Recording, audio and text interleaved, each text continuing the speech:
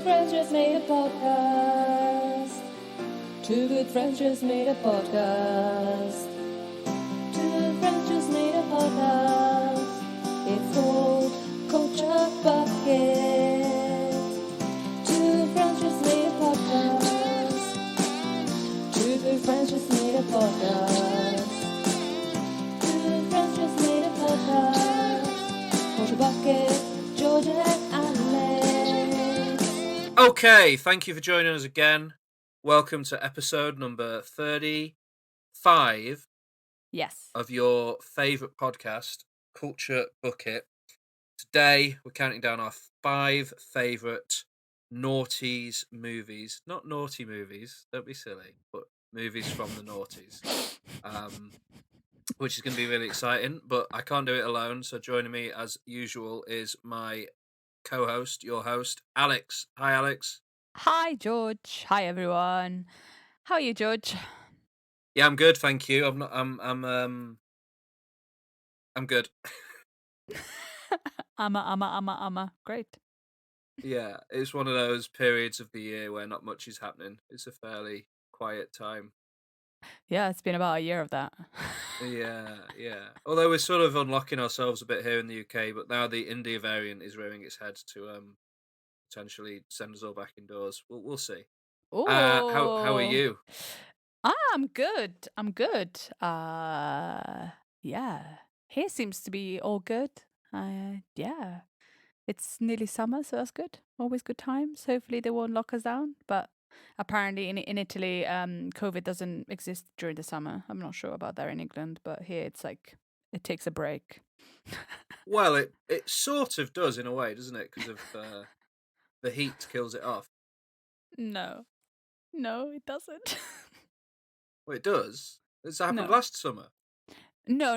Like, it's because we're more outdoors, it's less risky to get it. But it doesn't mean that the heat doesn't do anything to it. It's just we're more outdoors, so there's more air going through, and we're not. But it's not. The heat doesn't do actually anything to it. Like, for example, in India now, it's really hot and they're dying. So it's just because you spend more time outdoors. Okay, fair enough. Yeah, well, like that was the thing that people thought because it was summer, but it's just because, like, for example, in school, we have to keep all the windows open because you need air to circulate so it doesn't stay. Yeah. And that's why in the summer you can spend more time outside and you can have restaurants outside and you can have more, air going through, so less likely to get sick. But unfortunately, it's still there because it's a bastard. It's a freaking bastard. Cool. That's your latest COVID-19 update from Alex and George. I hope it was enlightening. This is Culture Catch-Up Time. This is where we talk about what we've watched, what we've read, what we've listened to, and probably some other stuff. Culture Catch-Up Time. I'm starting this week with a Culture Catch-Up. I've got a few films to talk about and a couple of EPs. And an album, your favorite EPs. So sure. A few weeks ago, I in our MyTube section, I made George watch a Jay-Z video, which was called Moonlight, and it was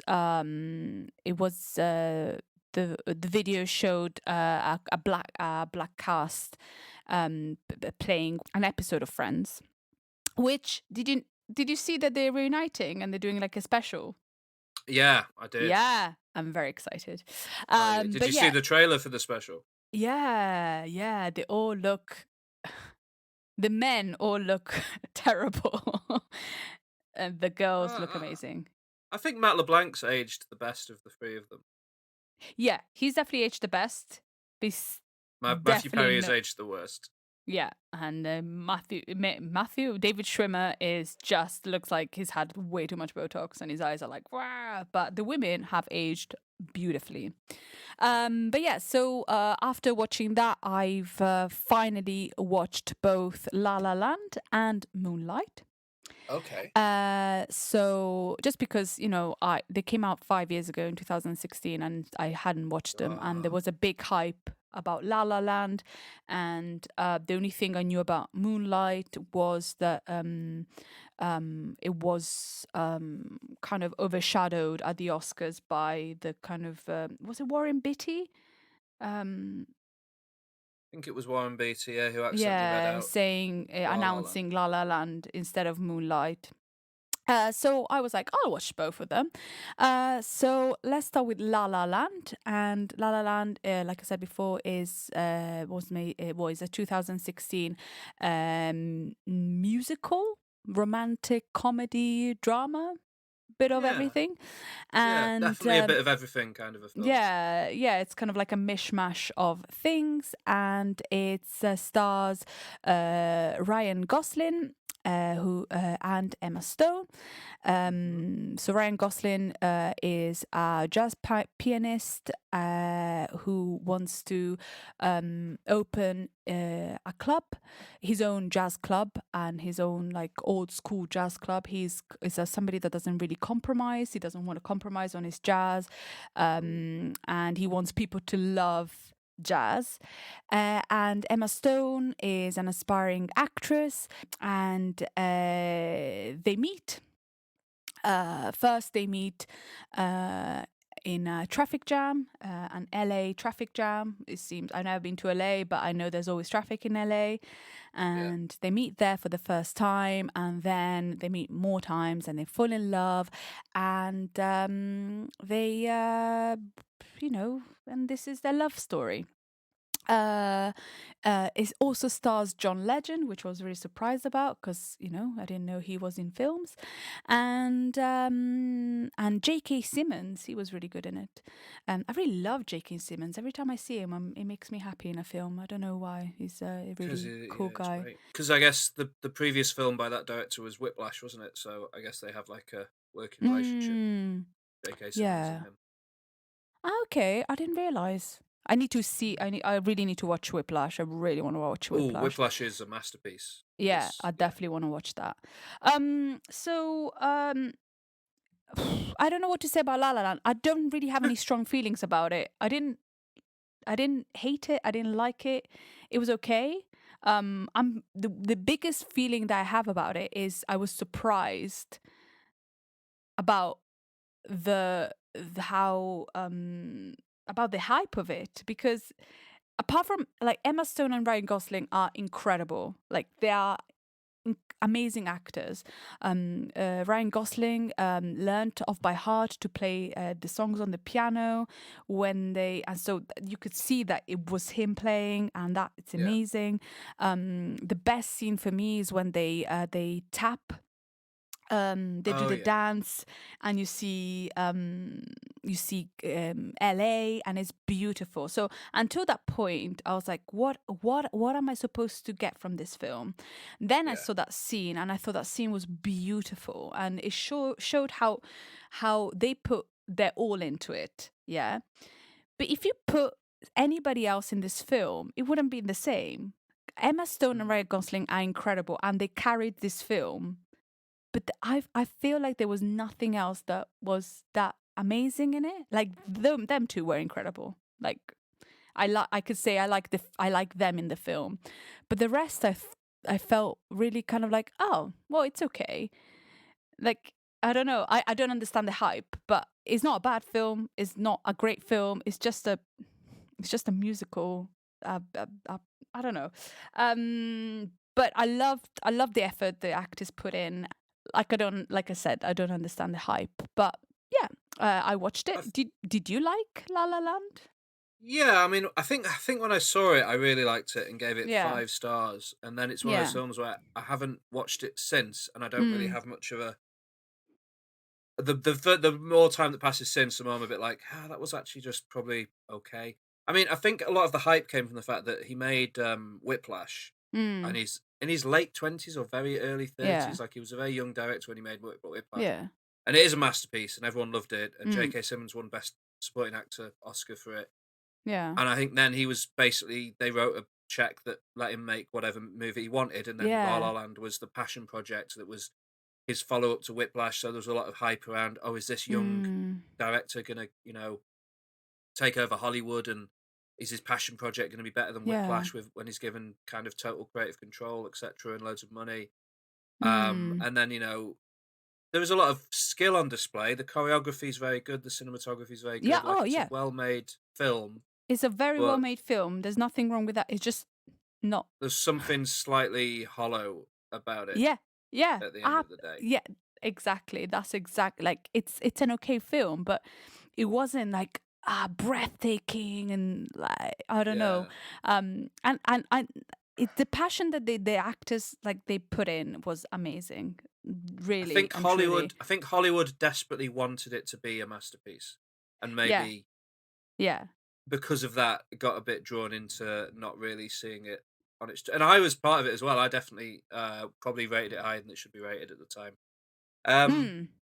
But Yeah. yeah, So that's La La Land. How about Moonlight?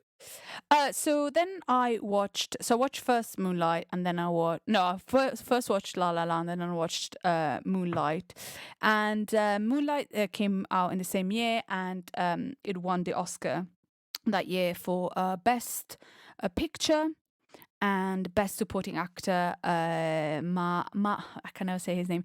Mahershala Ali.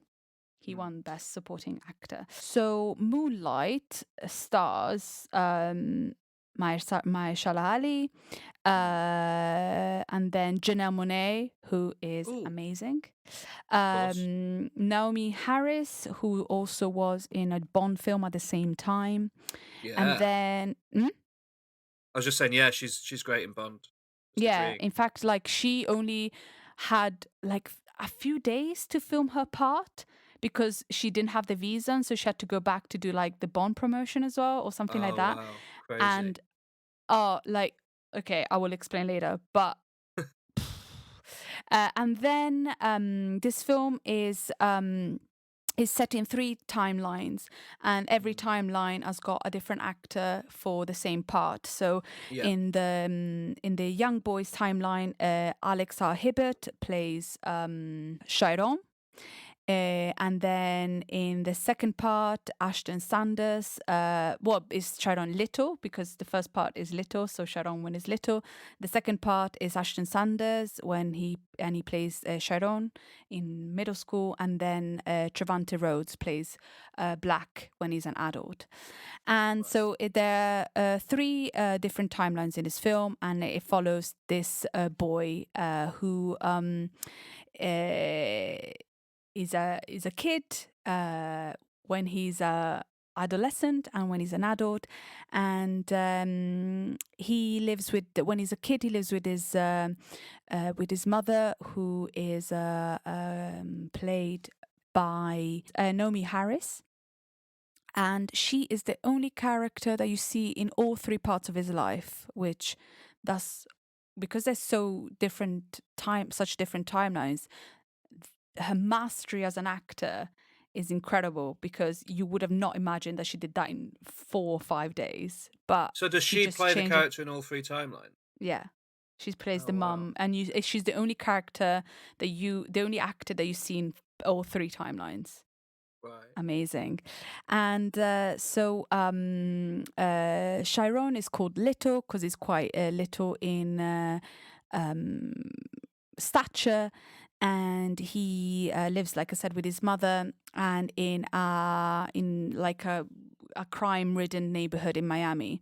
He's quite shy, and he's neglected by his mother, and he is also bullied by his friends, and they kind of like take the they also with like kind of slurs about his sexuality, and this carries on until he is in adolescent, and then something happens and he gets arrested, and then the last part he's an adult. I don't want to spoil too much because it's a differently from La La Land. This film is like, you can't compare them, but it's just it's such a beautiful film, and it's so beautiful to watch. It's in a really bad neighborhood, but there's no, apart from the drug taking, there's not really any crime in the neighborhood. Well, you don't see crime, you don't see shots, you don't. It's very different to maybe other representations of a crime-ridden place in Miami in other films. And the director actually grew up in that area, and he it kind of you kind of can feel what he wanted to show about the place. Yeah. And Marshall, I can't say his name. Mahershala? Mahershala Ali is amazing in it, and he should have won, and he did the Oscar, because you can only see him in the first part of his life, in the first timeline, and Right. just that time, it's amazing. It's so good. Out of interest, does it play out chronologically, or does it swap between the three timelines? It plays out chronologically, yeah. Right. Yeah. Okay. Sorry, I watched another film where there were different timelines Oh, right. yesterday, and so I was like, no, it's chronological. And the three actors that played the same person never met, so they could understand the character themselves and interpret it themselves. And the bizarre thing is, it did look genuinely the same person in a weird how not physically, but like how they portrayed the child, and how they portrayed the different sides of this boy.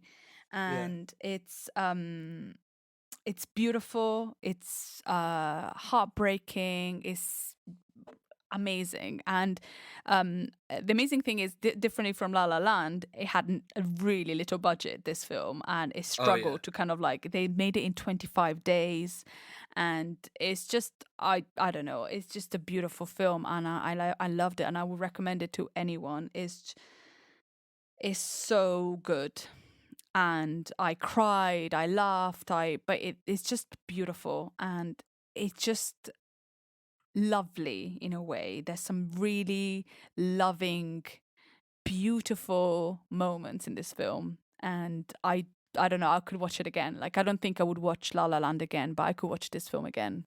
You haven't watched Moonlight, have you? No, I've not seen it. I will No. watch it. Yeah, definitely. I think it's definitely a film to watch, and in a way, going back to what Jay-Z did, and being La La Land overshadowing this film, is really a big shame, because this film also shows is the first film where they show LGBTQ struggle in the Black community, and how you don't really how it is difficult to be gay, and also how it is difficult to understand your sexuality when you're young, and putting it under, not really facing how you feel because of what society or your community might say. And I think it's a real shame, that because it's just a beautiful film. It's really nice, and it's like a slice of life in a way. Nothing much happens, but a lot happens, and I absolutely loved it. So yeah, that is a Moonlight. Big recommendation. Definitely watch it. The cast is amazing, and I think everybody in it was loving being in this film, and you could see it, you could feel it. It was just great. And same as La La Land as well, though, because La La Land, I think they loved being in it, and you could see it. Because but I feel this had more soul. This had real soul and emotions. Yeah. And that's my second film. And my third film that I want to talk about is called True Mothers, and it's a Japanese film from last year, 2020. And it stars the only person that you might know is Aju Makita. She was in Shoplifters. Is a young young girl in lifters, and I don't know. You haven't seen After the Storm, have you? No. And The Third Murder. She's the girl in The Third Murder.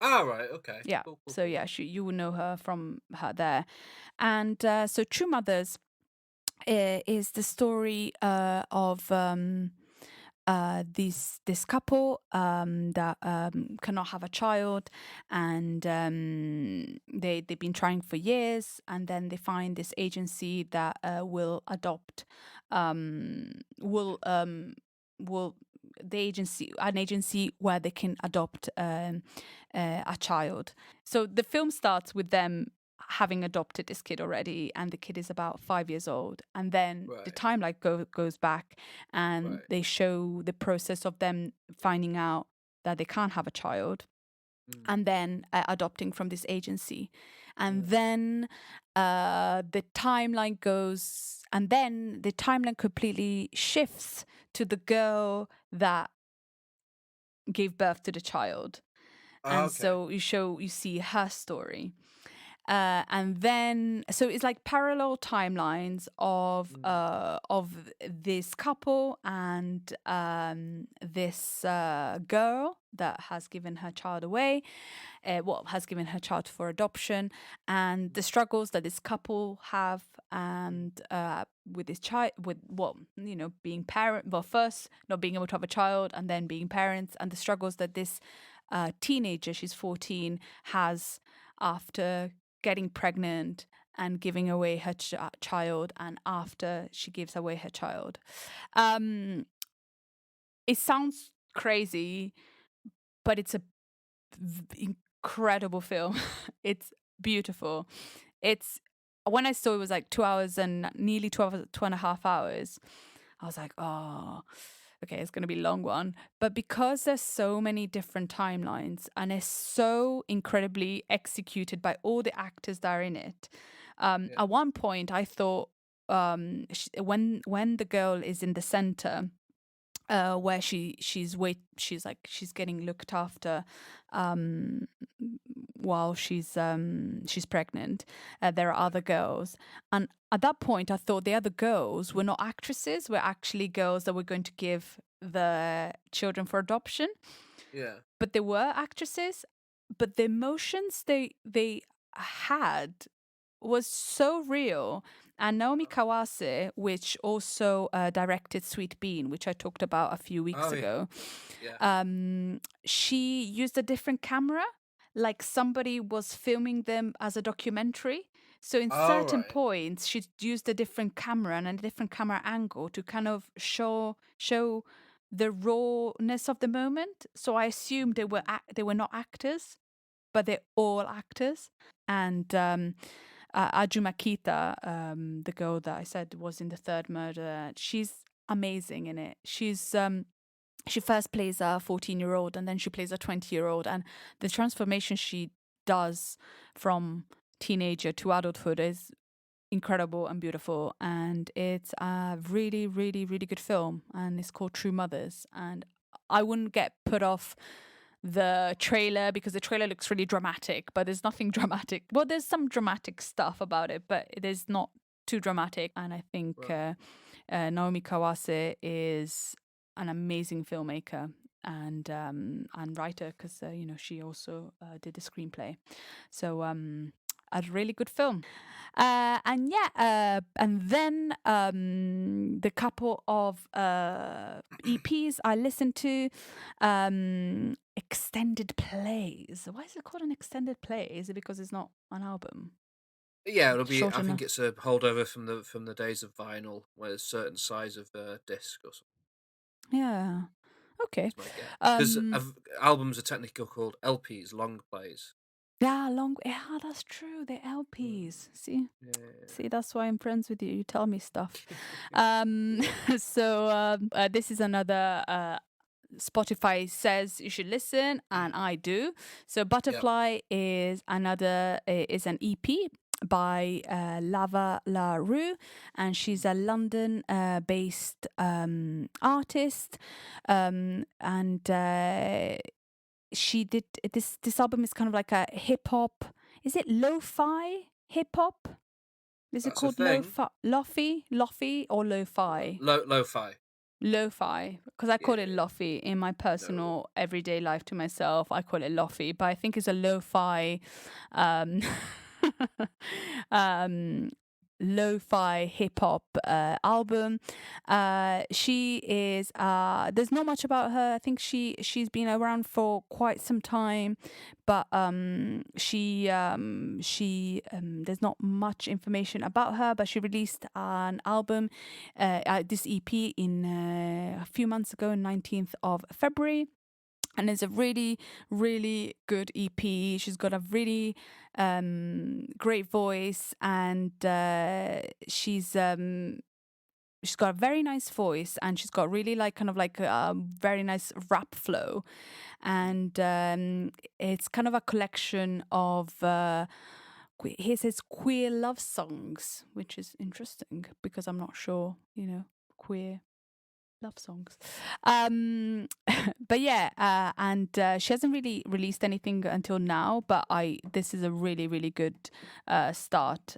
She's done different songs before, but this is a good EP by Lava LaRue. If you follow us on Instagram, I put a story a few weeks ago by now of her, so listen to her because she's good. And the other artist is called Q, and the EP is called The Shave Experiment, and he's Q is his name, is his actual name. He's 21 years old. There's more information about him than Lava LaRue, but he's a singer-songwriter and a multi-instrumentalist. Apparently he taught himself to play loads of instruments, and is a really nice soul-y electronic album, The Shave Experiment, and he's got really interesting falsetto melody, these really great guitars, and there's like funky, soul-y, and it kind of feels a little bit retro. But it was released, I think, last year, and there's only 5 songs in the EP. But he's a really, really good. And this EP was recommended me after I listened to Lava LaRue. So they're quite similar, kind of relaxing, lo-fi, soul-y kind of moments. And I think they're great. And they're 2 young artists, and they're very, very good. I really enjoy them. Thank you, Nice. Spotify.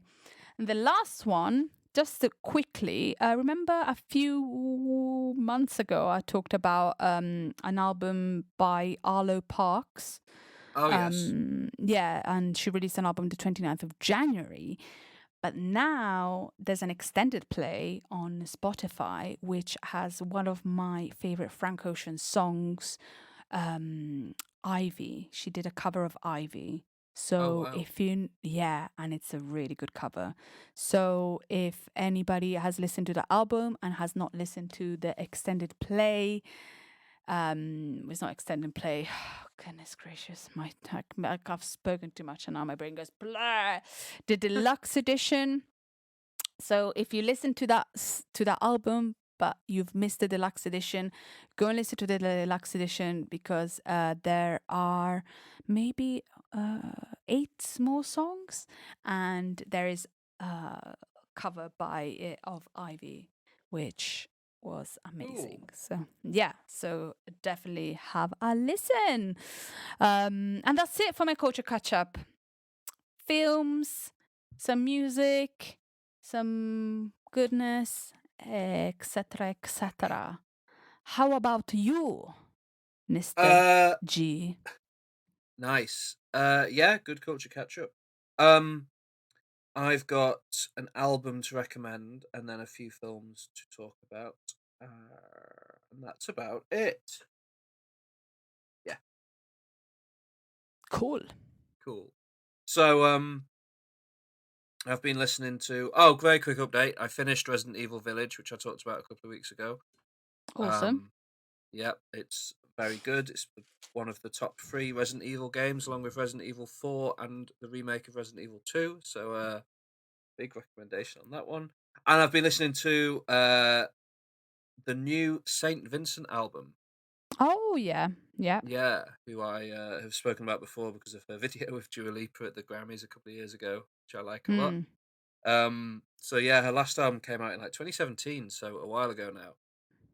That was called Mass Seduction. Her new album is called Daddy's Home, and it's inspired by the 70s. It's inspired by her dad's record collection growing up. So it's a very like 70s influenced album. She's one of these artists who, similar to like David Bowie, creates a different character almost for every kind of musical project she does, and it has a different Awesome. sound and everything to go with it. So on this one, it's all about the 70s, and it's a grower. I didn't love it immediately, but I've been listening to it a lot over the past week or so, and I've gotten into it quite a lot. I think it's really, really good. It's got a good range of sounds on it. You can tell that there's a lot of influences going on. Like there's very clear, I guess Pink Floyd is probably the most obvious like touch point. There's a Ooh. couple of songs that sound like they could be on Pink Floyd albums, but then there's also just a whole range of other kind of things on there as well. So it's good. It's good. I'd recommend it. Daddy's Home by Saint Vincent is cool. And then yeah, I've got some movies to talk about. I watched a new film on Netflix, a new thriller on Netflix called The Woman in the Window. You heard of that? Oh. I saw it on Netflix, yeah, but Yeah. I haven't watched it. So it's came out this year, 2021. It's directed by Joe Wright, who is a fairly well-known director. He directed Atonement and a few other movies. It stars Amy Adams, who's a pretty great actress, along with Wyatt Russell is in there, Gary Oldman is in there, Julianne Moore is in there, Jennifer Jason Leigh is in there. It's got an incredible like A-list cast. And it's about a lady played by Amy Adams who is agoraphobic, so she can't leave her house. Ah. Yeah. So she instead spends her days watching her neighbours across the road through their windows and following the adventures of their lives, which I imagine you'll immediately connect to another much more famous Yeah. film called... Was that the one with the guy with on the wheelchair? Yeah, the Hitchcock movie. What's it called? Rear Window? Window, Re- yeah. Yeah. So it's basically yeah. It's basically the plot of Rear Window, which is strange. Oh. But then So there's been it's not a remake, is it? no, it's not a remake. Oh. It's its own thing, Hmm. based on a book. And it's a weird thing where I think the book came out, and before it was even properly published, there was this big bidding war over the rights to make the film out of it. And then they started making this movie. And I think that the author of the book has now been accused of plagiarism. And it's kind of like, there was a Because of point this when film? well, because of this book. This book has been Wow. like, this particular book has been accused of plagiarism. And I'm not sure if it's Rear Window or something else, but he's basically, I think there was a point when this film was going to be positioned as like an Oscar-winning thriller kind of thing, and all of this controversy arose, and it kind of ended up getting buried and dumped on Netflix.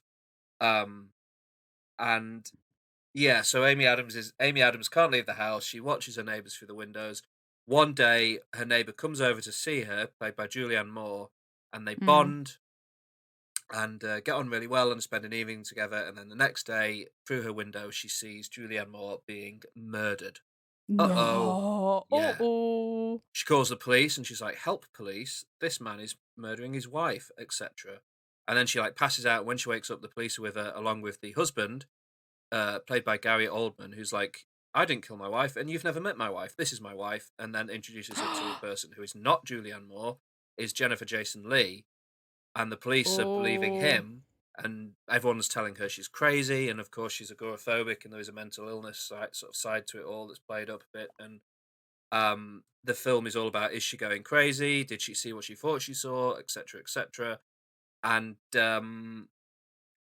it's quite an exciting, even though it's broadly copying Rear Window, it's quite an exciting setup for a film potentially. I think, is it playing out in your head? Is it real? Is it fake? What's going on? Are you being gaslit? Like, it's like gaslighting the movie, effectively. But do you figure out what it is? Or well, not? I don't know if I figured out what the twist is and what's going on, but ultimately, what is going on is kind of the most route one, uninteresting solution to the problem. If you see what I mean, like they've set up this interesting mystery, but when they pull the curtain away to reveal the truth of the mystery, it's like, oh, it's just like a sort of very average, ordinary thing, and like once it's all explained away, it's like, oh, well, that's quite boring. And this could have been solved quite easily if certain people had been a bit clearer about what was actually true, and yeah. So Yeah, it's because ultimately it's kind of terrible. clearly, like if Julia Moore lived there, like they have other neighbors, they would have known that the other one would have not been wasn't his wife. Ah, but she is his No. wife. She is his wife. Oh, so we don't. I'm Oh, I'm not going to spoil it okay. completely, but No. it was Okay. it's. I wouldn't recommend anyone go out their way to watch it because it got all these terrible reviews, and then it popped up on Netflix, and then the little trailer thing you see on Netflix. Me and my housemate were like, "Well, it kind of looks all right, and it's got good actors in it. Maybe we should give it a go." No, Mm. it's don't give it a go. It's There's something so about Amy Adams. Like she's a great actress, but she's yeah. in bad films. Yeah, and Like, she's not a good actress in this movie. Like, she's one of the issues with the film is that she's really bad in it, and it's but maybe unfortunate because she's I think not she's good incredible. then. Hmm. Maybe she's not good. Maybe But she's. I she's don't know. She like makes bad Arrival is choices. yeah, no, she does, but she's great in some Yeah. movies like Arrival. But in this film, Mm. she's very like made under. I don't know if she's put on weight or whether they've just done sort of dressed her to make her look.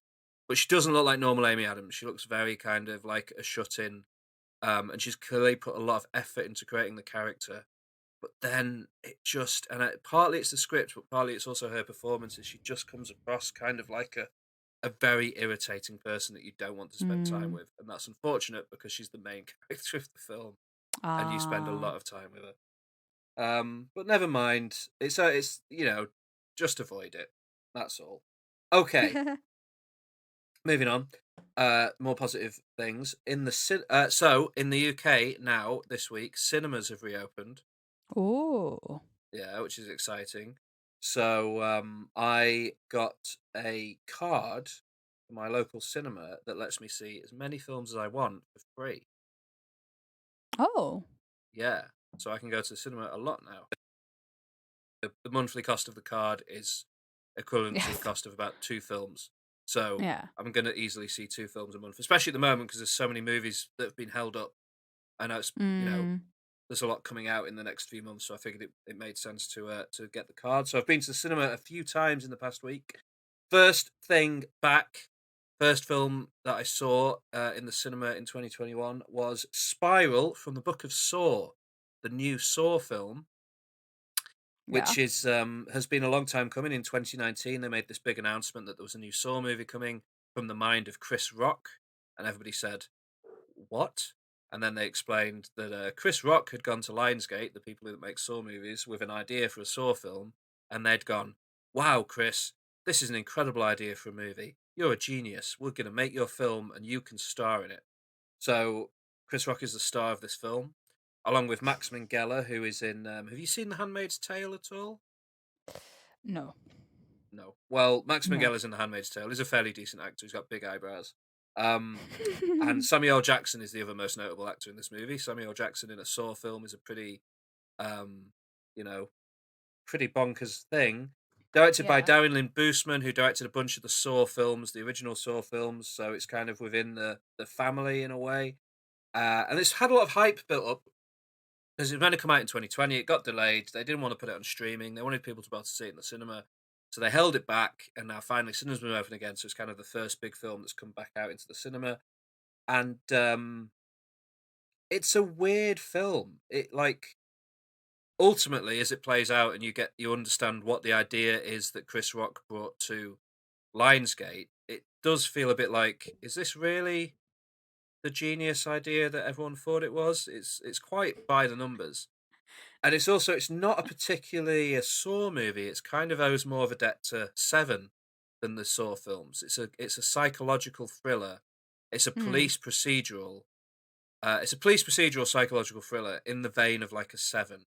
Like it's probably the first Saw film that broadly you'd probably watch without too much of a Okay. of a complaint, which is not necessarily criticism, but you're not a big fan of gore, and this movie has a few gory parts in it, but it doesn't really play on the gore in the way the old Saw films do, which isn't necessarily a bad thing. It's just a strange thing because it's just not quite what you expect from Saw. the basic setup of the movie is Chris Rock plays a detective called Zeke Banks. Everyone hates him because 10 years ago he, um, uh, you know, exposed one of his colleagues as a corrupt policeman, and that colleague got sent away to prison. So now everyone hates him. The film opens with him sitting at his desk, and there's a big doll of a rat in a mouse trap because he's a rat, and everyone hates him. He gets called in by his chief, who yells at him a bunch and makes him partner up with a new detective played by Max Minghella, who's his partner now. They go off to a crime scene. It's a Saw trap, and then everyone starts going. And the only real link it has with the Saw movies is that occasionally people go, "Oh, this is very similar to the Saw that Jigsaw guy. Do you think it could be something to do with him?" And people go, "No, no, no. It can't be anything to do with him. He's dead. It must be some copycat." And that's about it, really, in terms of connections to Saw. It's broadly its own thing. Police, yeah, it's just a police detective film, and it's okay. Ultimately, Samuel L. Jackson is pretty terrible in it. He feels like he's asleep for pretty much every scene he But appears in. if Oh, Chris Rock went with a great idea, yeah. which was the great idea? I think the great idea was, what if it is a police procedural?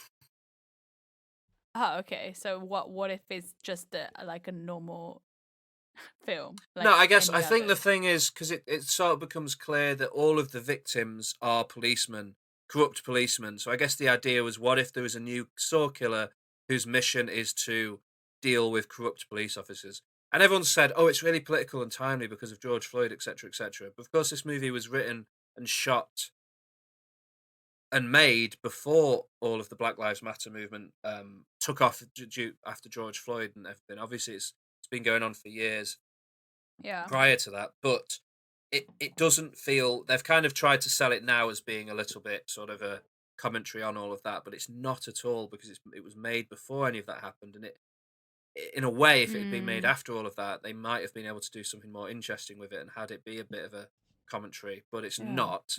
It's just, some policemen are bad, let's put them in a bath and electrocute them. And fling broken glass at them and stuff. Yeah. Well, I guess if Chris Rock comes, And Chris Rock is it's a fun enough. comedic The actor, and trap he comes scenes are over, fun, but maybe there's you'll very few just of them go, in the movie. yeah, The amazing, acting, by Chris, and well large, done. is awful. The script is terrible, and that's kind of the main issue with it, is that the script and the acting really don't hold together, which is unfortunate. But ultimately, I kind of thought it was all right, but not incredible. Maybe Lionsgate were like, oh, Chris Rock is a comedic actor. Why? I think it's a great idea, especially coming from Chris Rock, because you don't see Chris Rock in things like these usually. I haven't No, seen you Chris Rock don't in at all. much, so maybe it was just kind of showing a different side of Chris Rock. Yeah, and I So, think he said he wanted to do, he's a big fan of the Saw films, and he wanted to bring a bit of humor to Saw. But okay. there's no humor in the film. It's weird. Oh, Like, I don't mm, understand why he says that, because it's not a funny movie. He's not funny in it. He's kind of yeah. or he's not too bad in it. Like, Chris Rock's a competent dramatic actor, um, Mm, and he does his job okay. But his job ultimately is to play a really grumpy, moody policeman, and it's kind of not a very fun role. So I don't really understand. I don't know. I don't know. It's a weird thing. I wouldn't not recommend it though. Go and see it if you want to see mm, it. I thought it was fine. I'm going to see it a second time, and knowing what it is, I'm interested to see.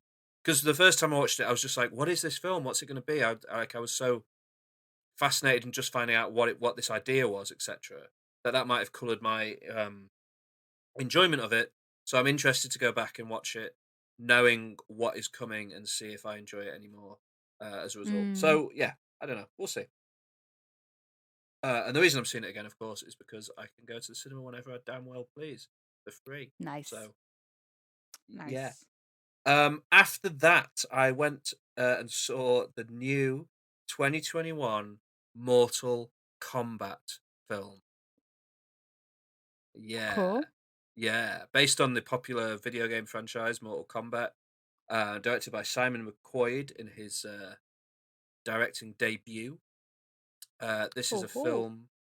this is a sort of what is Mortal Kombat about? It's about a group of about a group of people on Earth who are recruited by the Thunder God Raiden to fight in the Mortal Kombat tournament, which is a tournament that will decide the fate of Earthrealm, because another dimension called Outer World, I think, Outworld, wants to take over Earthrealm, and if they can win 10 Mortal Kombat championships in a row, they will be allowed to take over Earthrealm. Alex, you look really compelled. Um, Yeah. and as the film opens, Outworld has won 9 consecutive Mortal Kombat tournaments. So the 10th Mortal Kombat tournament is happening, and the stakes couldn't be higher. Interestingly, and that's kind of the plot of the games as well.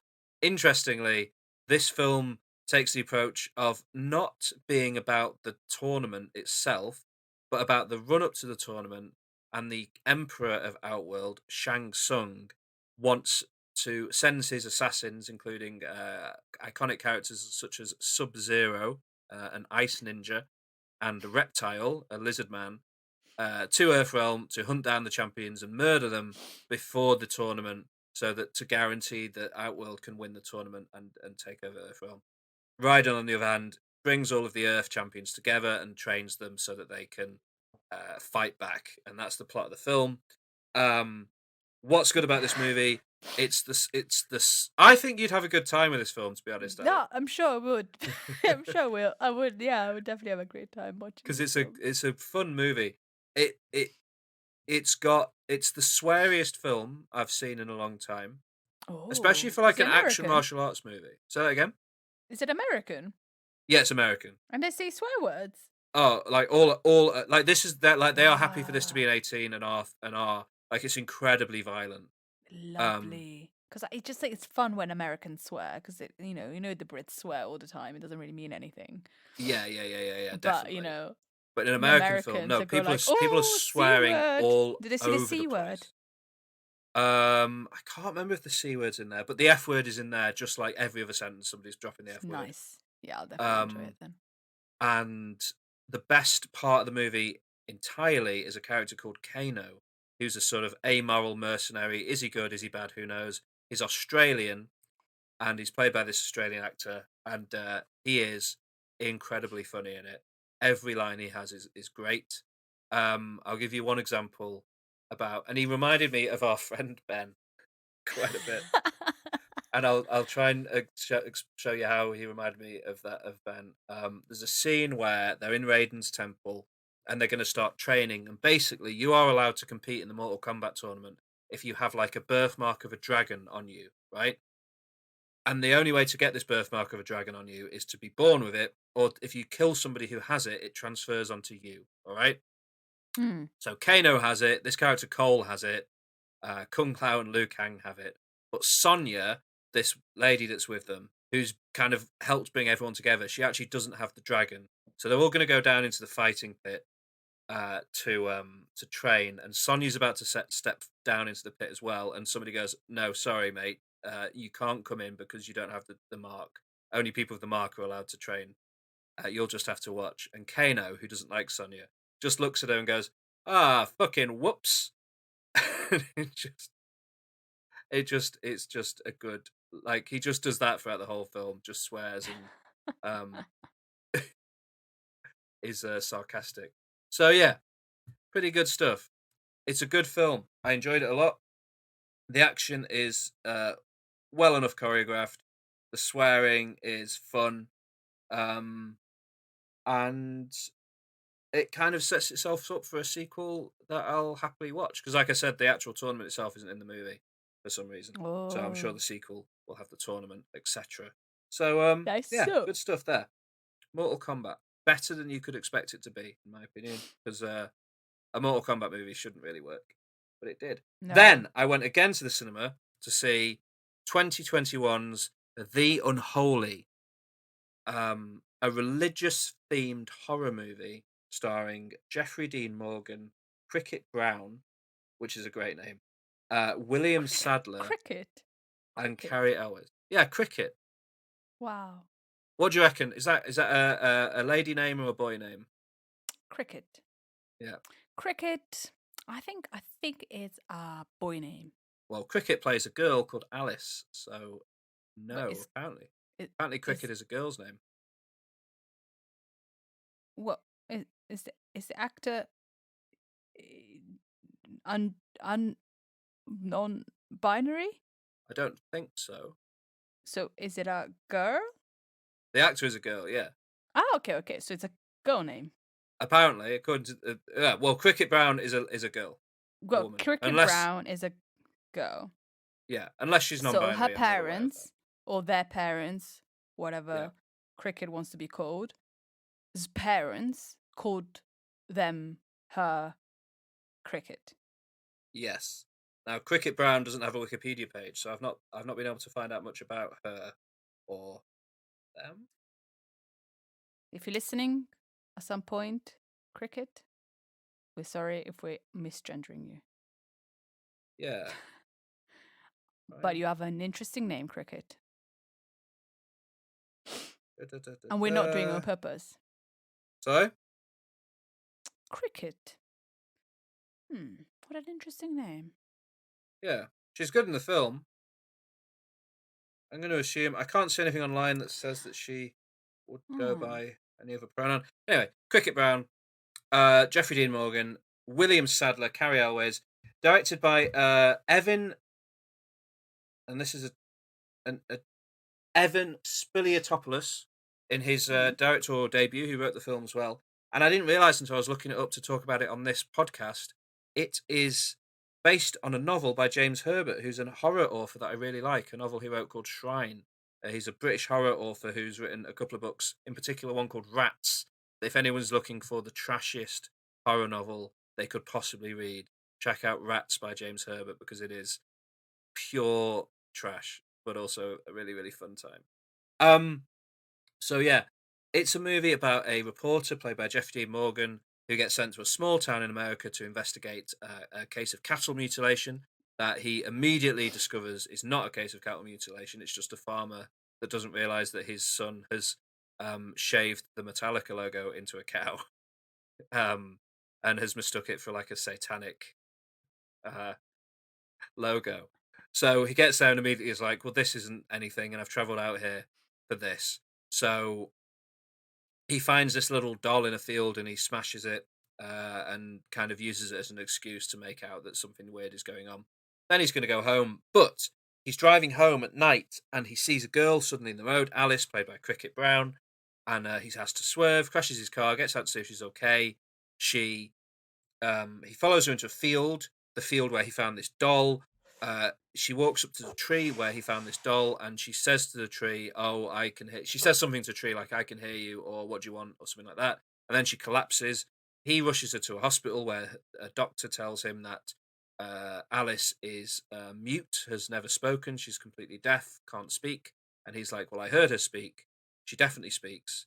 And and then the next day at a mass where, because Alice's uncle is the local priest, this reporter goes to the mass to watch the mass to see if anything's going to happen, because he's certain that something is up with Alice. And she gets up in the middle of the mass and starts talking to the congregation, leads them out into this field and tells the field that Mary is at this tree, and then she heals a boy who is in a wheelchair and allows him to walk again. And then it's basically a bit similar to Lourdes. And if anybody doesn't know Lourdes, it's a place in France where a girl called Bernadette claims to have seen the Virgin Mary, a vision of the Virgin Mary, and now millions of people visit the shrine every year in the hopes of being healed. So the Catholic Church wants to set up this town, Banfield, as a new shrine where people can visit in a similar way, because this girl Alice has supposedly seen Mary. Of course, because it's a horror movie, it turns out that Mary is not the Virgin Mary, but is in fact, an unpleasant evil entity of some kind. The story fills it in more than that, but then it becomes about this reporter attempting to stop this place from becoming this big shrine and save everyone's souls. it's received quite a few terrible reviews. It's a really badly reviewed movie. People hate it. I kind of had a good time with it. I think that if you Yeah. are up for some silly non-religious horror nonsense, in the vein of like The Omen or The Exorcist or something, but obviously much more kind of low rent than those films.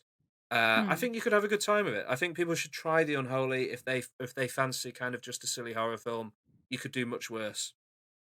Jeffrey Dean Morgan, who is most well known as for playing Negan in The Walking Dead, is Mm. great in the lead role in this movie as the reporter. I can't be bothered looking up what his character's name is because it doesn't matter. He's just the reporter as far as I'm concerned. But he's really good in it. And yeah, Cricket Brown plays this girl who has suddenly been given the gift of speech after years of not being able to, of being deaf and mute. And she's really good in it. I hope she does more in the future because I thought she really gave a great performance in this film. And for someone who doesn't Mm. have a Wikipedia page, I'm assuming that this is kind of one of her first roles, and she kind of really helps. For me, helps make the movie work. So I'd Yeah. recommend The Unholy. People should check it out. Okay, couple more to talk about. Couple of big ones actually. Last night I sat down and put on Shudder, the horror streaming service on Amazon Prime, and I watched a film called PG Psycho Goreman. This is a film about a brother and sister who are maybe about 8 and 10, like quite young. They find in their garden they dig a hole in the garden. They find this strange coffin shaped thing with a gem in the top of it. The girl takes the gem out and keeps it. And during the night, the box opens up to reveal an evil alien overlord called I can't remember what his name is, but he's a sort of evil alien entity who comes out of this Yeah. coffin, goes to a local warehouse, and horribly murders and mutilates some criminals there in Nice. quite an incredible scene. Oh.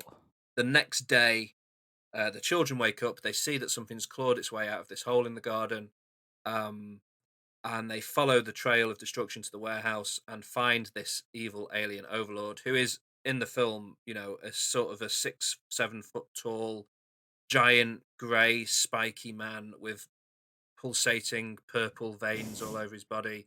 He looks kind of Oof. terrifying, and Yeah. he's going to kill these Sounds two children. disgusting. The girl whips out the gem, and it turns out that whoever holds this gem can control this guy and tell him what to do, basically. So this little girl realizes that she's in Oh. control of this man. She christens him Psycho Goreman, and the film is then kind of about her sort of using this guy to improve her life, but the entire time, 'cause this guy is an evil alien overlord, like the whole time she'll be like, "Go and make those bullies disappear" or something, and he'll be going, "When I get the gem, I will kill you, and you will suffer for all of eternity in the pits of." And then she'll be like, "I'm bored of this now. Stop talking." And that's kind of the film, is that like this girl is controlling this, like it's essentially if there was a film where Darth Vader was being controlled by a child, and what would the child do? You see what I mean? Mm. um there's a whole plot where like the alien planet he's from realizes that he's been awakened because he's been imprisoned for being too evil, and they send someone down to deal with him, and there's a whole kind of fight there and stuff like that.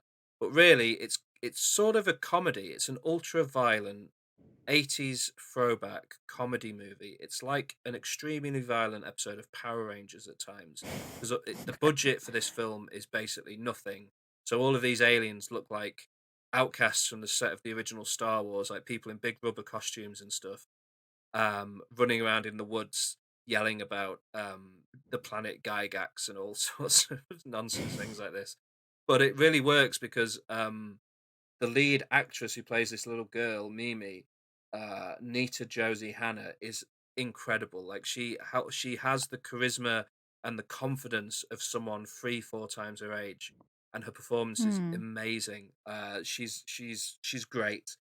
And then you've got like the dad is played by an actor called Adam Brooks, and he is every line he has is hilarious. There's a bit where they've found this hole in the garden, and they're discussing as a family who's gonna fill in the hole, and the two children and the mum all vote for the dad, and he's like, "Fine, I'll do it." He picks up a shovel and shovels one piece of dirt, and it just goes, "Ah, oh my hand!" oh, my hand, oh, it really hurts. Oh, and then just like goes inside. It's just such a little odd moment. And then there's a bit where he's cooked them dinner by just basically putting a chicken in the microwave. And there's a scene of them eating dinner, and it doesn't look very nice. And then he's watching TV, and the wife opens the microwave and sees that there's just like chicken goop all over the microwave because it's obviously exploded in the Oh, microwave. sounds gross. And she just turns and goes, What have you done? What have you done to the microwave?" And he just goes, Cooked a delicious meal for my family." And it's just weird. It's a really weird, strange film. Like all the way through, whatever could happen, it's always the weirdest thing. And it's kind of, a lot of people are going to watch it and not really like it because of how strange it is. But if it's on your Mm. wavelength, if you can kind of get behind it, I think you'll really enjoy it. I loved it. I gave it 5 stars immediately, and it's exactly my kind of humor, my kind of film. Strange Mm. 80s throwback, practical effects, loads of goop and things being chucked all over the place. And yeah, Psycho Gorman is the best. I loved it. So I'd really recommend it. It's one that's very easy to miss, probably. Lots of people aren't going to know it exists. So give it a go. Check it out. It's better than you'd think. Finally, I also watched the brand new Zack Snyder film, Army of the Dead. My favorite. Yeah. How was it? Well, he's returned to zombies because his best film is Dawn of the Dead, the remake of Dawn of the Dead from Okay. the 2004, Yeah. which was written by James Gunn of Guardians of the Galaxy fame, etc.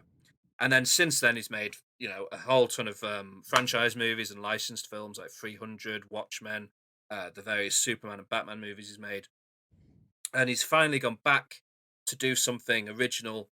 He's gone back to the world of zombies, and the setup of this movie is that a the army are transporting a zombie from Area 51 at the start of the film. Mm. The convoy crashes, the zombie escapes into the city of Las Vegas. Las Vegas becomes the center of a zombie outbreak. And then it cuts to like a few years later. They've erected a big wall of shipping containers around Las Vegas to hold the zombies in and hold them at bay. The government have decided they're going to drop a small nuclear bomb on the city to eradicate the zombies and keep the rest of humanity safe. A Japanese businessman who owns one of the hotels hires Dave Bautista, who is the star of this film, Oh, to Dave. put together a squad to go into the city before the bomb is detonated there to steal $200 million from the vault of one of the casinos that he knows is there. So it's kind of Mm. like, it's a heist movie. It's like an Ocean's 11 heist movie mixed with a zombie film, which is a pretty interesting setup for a film, I think. It stars Dave Bautista. It has a load of other actors in it. Most notably, Ella Purnell plays his daughter, and she's most well known, I think. Well, she's been in a variety of things, but I know her as she plays the young Maleficent in one of the Maleficent movies, and she does have kind of like Angelina Jolie, those big, huge eyes that Angelina Jolie is famous for. So she's really good in it, actually. Matthias Schweighofer plays a vault cracker, a German vault cracker called Dieter. And bizarrely, they have already filmed and made and are ready to release a prequel to this film about his character that he directed called Army of Thieves, which is bizarre. So he's in it. And then also a comedian called Tig Notaro is in it. And she's kind of, her role in it Oh, is interesting. I know her. Yeah, you probably do, maybe. Yeah, like she did a program called because she doesn't know much about the world, so like famous actors go on her program and she has to guess who they are, what they are. Oh yeah. I think that's yeah. I think it's hilarious. Yeah, She's very I funny. like her. So Yeah. she plays a helicopter pilot who's going to fly them out once they've got all the money. Originally, they filmed this movie with an actor called Chris Della playing the helicopter pilot in 2019, and then in Hmm. 2020, a bunch of allegations came out against him. He's an Who? awful person, he was Me Too effectively. Chris Della, Who? I've not really heard of him, but he's Ah, okay. he's Yeah. big. They decided Hmm. to take him out of the film and replace him with Tig Notaro. So she, in the summer of 2020, filmed on her own all of the scenes for the film, and then they digitally replaced Christella with her performance, which is Amazing. bizarre. And Crazy. I mean, it's broadly, ultimately, a positive thing for her to have been put in the movie because she is the best thing in it. She's very, Oh. very funny. Every line she has is hilarious. I Hmm. would happily see much more of her character. So yeah, and that kind of like that little story sort of explain like it is a Zack Snyder movie in so many ways. It is too long. It is 2.5 Hmm. hours long. Because of course it is, because it's a Zack Snyder film. It's incredibly weird. He's filmed the entire movie in like soft focus, so like the backgrounds are always kind of blurred. And Hmm. again, bizarre choice. It's very strange. It's got bizarre music choices all over the place, just like in all of his other movies. At the end, there's a cover of "Zombie" by the Cranberries, which I don't think anyone else in the past has dared to do Hmm. that. I don't know why he just thought. Anyway, he's done that's in it. There's an entire like um second plot line to do with Dave Bautista's daughter trying to rescue a somebody that just doesn't need to be in the film. Like the film, if they could cut that out and have the film be 2 hours long, but instead that's in there. Um, there's a zombie tiger. Uh, there's a whole thing where like a bunch of the zombies are intelligent and have a little society, and the lead one is called Zeus, and he wears a cape and has a helmet, and it's very, very strange. But I like that about Zack Snyder. I like how weird he is. I don't like it when he does it in a Batman film because that's not what Hmm. Batman is to me. But when he is Yeah. doing it in a world of his own creation, if he Hmm. wants to make a 2.5 hour long zombie film covered in bizarre soft focus and CGI'd replaced actors and all of these mad things, I like it when he does that because it's interesting. And the movie is problematic and too long and weird, but also really entertaining. Like the action is well shot because he knows how to do action. It's really funny because Tig Notaro and some of the other actors in it are hilarious, and the Hmm. script is funny, and it looks gorgeous. Like the man knows how to. Like it's bizarre how everything is in soft focus. I don't understand why he's done that, but it does look great. The actual design of the locations and the zombie designs and this zombie tiger are all great. It has so many bizarre references to Aliens, the film, the sequel to Alien, the James Cameron movie. Like some of the scenes seem shot for shot remake of those of scenes from the film Aliens, but with zombies. Like it's so weird, but so fascinating. And it's on Netflix, so most people are going to have access to it. And I'd say if you have a spare 2.5 hours, people should give it a go. People should check it out. It's it's the kind of thing I want to see more of from Zack Snyder. There's already like I said, there's a prequel film already made, and there's an animated prequel also already made series. Netflix have gone He's all in prepared, isn't on he? Army of the Dead. Yeah, exactly. So He's super prepared. so Go Zach. check it out. Check it out. Check it out. It's cool. It's interesting. It's different. That's my culture catch up. Awesome. Yeah. Let's go. Some homework. Yeah. Do you have any My Tubes for this week? Oh, I don't actually for this week. No, do you? Not really. I would like you to check out Little Nas in SNL when you have time, when you have a spare moment. Okay, I will do. I'll do that Yeah. and report back. He did a sexy performance on SNL. It's pretty Okay. cool. Okay. Yeah. Cool. Very I'll look that up. sexy. I'll look that up then. Yeah, But look we it up by definitely yourself. It might excite you because it excited me. okay. No, it's Yeah. beautiful. I love Little Nas. He's so Yeah, he damn. could have just been a meme, couldn't he, and vanished. But I think he's got some staying power. I think he's going to be around for a while, which is cool. Oh yeah, he is. He is. I was just like, I was a bit like flustered when I watched that performance. That's why I was like, maybe watch it by yourself. But if Right. anybody wants, watch a performance, Little Nas performance in the last episode of SNL. Yeah, nice. I don't know. Then after you watch it, let's talk about it next week because Okay. there's Yeah, something that let's do that. happens towards the end that I'm not sure how we should read it, but I'll let you do. Sit down at the back and be quiet and get out your book because it's time to discuss your homework. Now.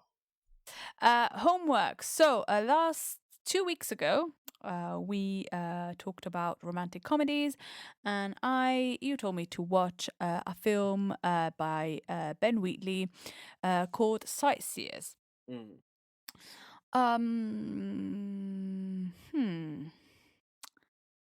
G. Yeah. Is this a romantic comedy? Yeah, of course it is. Okay. I mean, I don't want to get into arguments about what is and isn't a romantic comedy, but if you're going to argue about this one, Muriel's Wedding doesn't quite cut the mustard as a romantic comedy either. So let's not fire shots. Okay. That's true. That's why I would just say, like, yeah, romantic comedies is a big spectrum. Yeah. And maybe we're not very romantic people. So maybe this is what we think of a romantic comedy. But yeah, so this is my second Ben Wheatley film that I've watched, and it's about a couple played by Alice Lowe and Steve Oram. They decide they've been dating for a while, and they decide to go on a cross-country road trip, which ends being a kind of deadly road trip. Alice,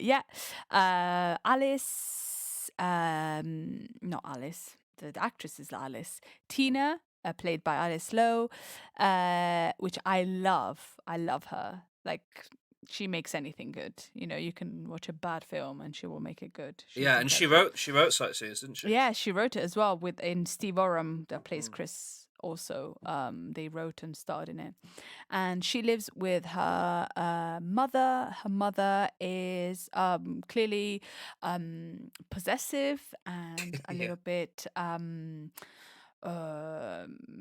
on the sanest, not on the most mentally healthy side, and I think they have a very complicated relationship, and Tina is also pretty interesting human being, and also her new boyfriend Chris is also very interesting, and it's all very strange, a la Ben Wheatley. Very interesting moments of.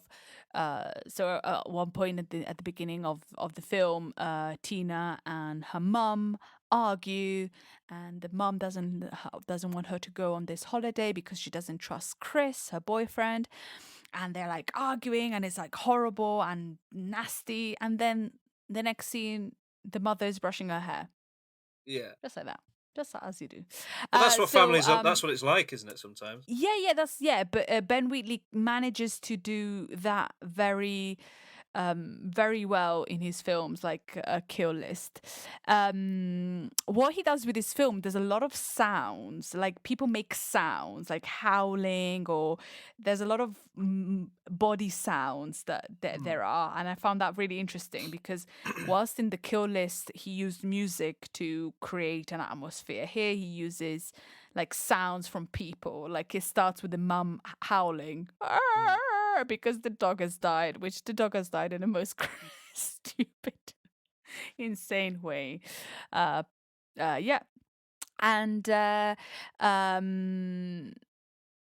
then there's a line where Tina says, so the dog has died and we don't know how, before we find out how.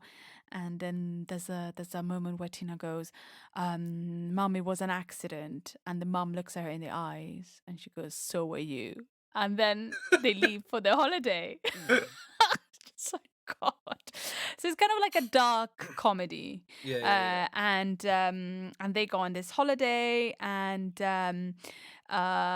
you know that something will change as soon as they add this tram, like the most boring holiday ever. They go to a tram museum, they need to go to a pencil museum, and everything so everything seems quite nice and lovely, and well, apart from the crazy mother. But then the aura completely changes when they're at the tram museum, and somebody's eating a cornetto, and he drops this guy drops the wrapper on the ground, and Chris, who's the boyfriend, totally changes face and goes crazy because this guy dropped a cornetto wrapper. But also this guy is pretty annoying, and then from then on, then everything just kind of spirals into kind of like a killing spree of people that annoy them. And Yeah. it's kind of like they're people that pretty much would annoy anyone. So in this film, it kind of felt like it would be the people that they kind of kill are the people that are quite annoying anyway. Yeah, like irritating Hindus, That people that let they their dogs irritate, poo. yeah, the Don't irritating pick it up. people that you would go, oh, that kind of ruin your holiday. And Yeah. what they do is they kill them. The ending is spectacular, unexpected ending. Absolutely, I did not expect the ending like that. I was like, oh, and I was like, oh, because I thought, oh, is it okay? Yeah, you know, that's gonna be the ending, and then I was in shock. Yeah, yeah, it's an interesting twist into a romantic comedy. But it's funny, and it's about a it's couple on funny holiday. in parts. It's funny in parts. It's also quite brutal in other parts. Yeah, but there is a bit Ben where she Wheatley tries is to write quite- a letter with a giant pencil. That's very funny. Yeah, she goes to the Spencer Museum by herself. And then Chris turns because Tina's killing with like she's sloppy killing, and so everything kind of turns a little bit, and it's just surreal. Like Ben Wheatley manages to like make some surreal stuff, and the people are very, I don't know what he does, but he manages to create these surreal moments, and that Because he's a don't make genius any sense. filmmaker. He is. It's such a different film from Kill List, but also Yeah. there are his kind of you can see his touches, and no, it's good. It's interesting and funny, and if you want to watch a romantic comedy, watch this and let us know what you think of Sightseers. An interesting romantic comedy, but I enjoyed it. It was I think I like Ben Wheatley. I think he's I think I'm yeah, he's an interesting. He does things his own way. That's it. It's just Yeah, definitely. yeah. Which I It just like. took a concept of like a road trip and then just add in some killing, and that's it. And some Yeah. crazy people, Yeah. some really annoying people, and some interesting killings. The killings are not boring at all. No. Unexpected. Some when they're in the middle of nowhere with the guy with the bicycle. That was Oh, yeah. I was not expecting that one. Yeah. Like the guy who Good- has good. like a little tent on a trailer. The catapod or something, the Yeah. caterpillar pod. Oh, Yeah. what a good. So you should definitely also check out if you like Alice Lowe. She wrote and directed Prevenge and starred in it when she was pregnant. Okay. And it's got similar because obviously it's not Ben Wheatley, but because she was the writer of Sightseers, Prevenge feels of a piece a bit with that film because it's got Okay. her sensibilities in it. And yeah, if you like her, you should definitely. I think you'd really like Prevenge, and also female filmmaker director. It's a cool yeah. So check out Prevenge when you have time. Yeah. Like Definitely. it. Cool, good. Cool. That's Sightseers. I'm glad you enjoyed it. I know it's sort of borderline if it's a romantic comedy, but Yeah. so is the film I'm about to talk about, so that's fine. Yeah. What did you think of Mura's wedding? Yeah, so I was happy to find that it was on Prime, so it was very easy to watch, which was good. So Yeah. I sat down and I watched it this morning actually, so it's fresh in my mind, ready for the discussion. It's a film from 1994, written and directed by P.J. Hogan, who you said has now has a history of making romantic comedies, Yeah. right? Yeah, which is Kind of. Yeah. interesting. I did my 'cause best friend's again, wedding. This doesn't fit into the traditional mold of a romantic comedy. But No. neither does Sightseers. I'm not criticizing it for that, but it's interesting if he's gone on to make romantic comedies. That's interesting because this feels so its own thing. It stars Toni Collette, who I mean, I adore Toni Collette. She's one of my her performance in Hereditary. It will always be a crime that wasn't nominated for an Oscar, and it is just snobbery over the horror genre. 'Cause Mm. she's perfect in it. Um, Rachel Griffiths is in it as well, and she is incredible in it. And you've got Jeannie Drynan, Sophie Lee, Bill Hunter. It's about a young woman called Muriel who dreams of having a perfect wedding, but she is a very socially awkward, has never been on a date, isn't very good at socializing, romance, and all of that. Mm. It opens with her as a bridesmaid, or not. It opens with her at a wedding where she gets arrested for having stolen the dress she's wearing. Then she goes home to her family, who are horrible. Yeah. Um, it's a very it feels like an early '90s movie in that like that first scene where it shows the family's house. It looks so unglamorous, and this is part of what is interesting about the movie is that it because it's Australian, it's not a Hollywood film. It's so kind of it feels like it's about real people, and it feels like it's Mm. about people that films normally aren't made about, like people on the fringes of society a little bit. Which I like about it. Um, Her dad is awful and bullies her, and Mm. basically what happens is she steals a load of money off him to leave her dead end life in Porpoise Spit, which is an awful name for a town, Yeah. and moves to Sydney where she reconnects with a friend from school played by Rachel Griffith, and just attempts to kind of redefine herself and find her life. Um, it's great. I really liked it. Ah, good. Yeah, I really, really enjoyed it.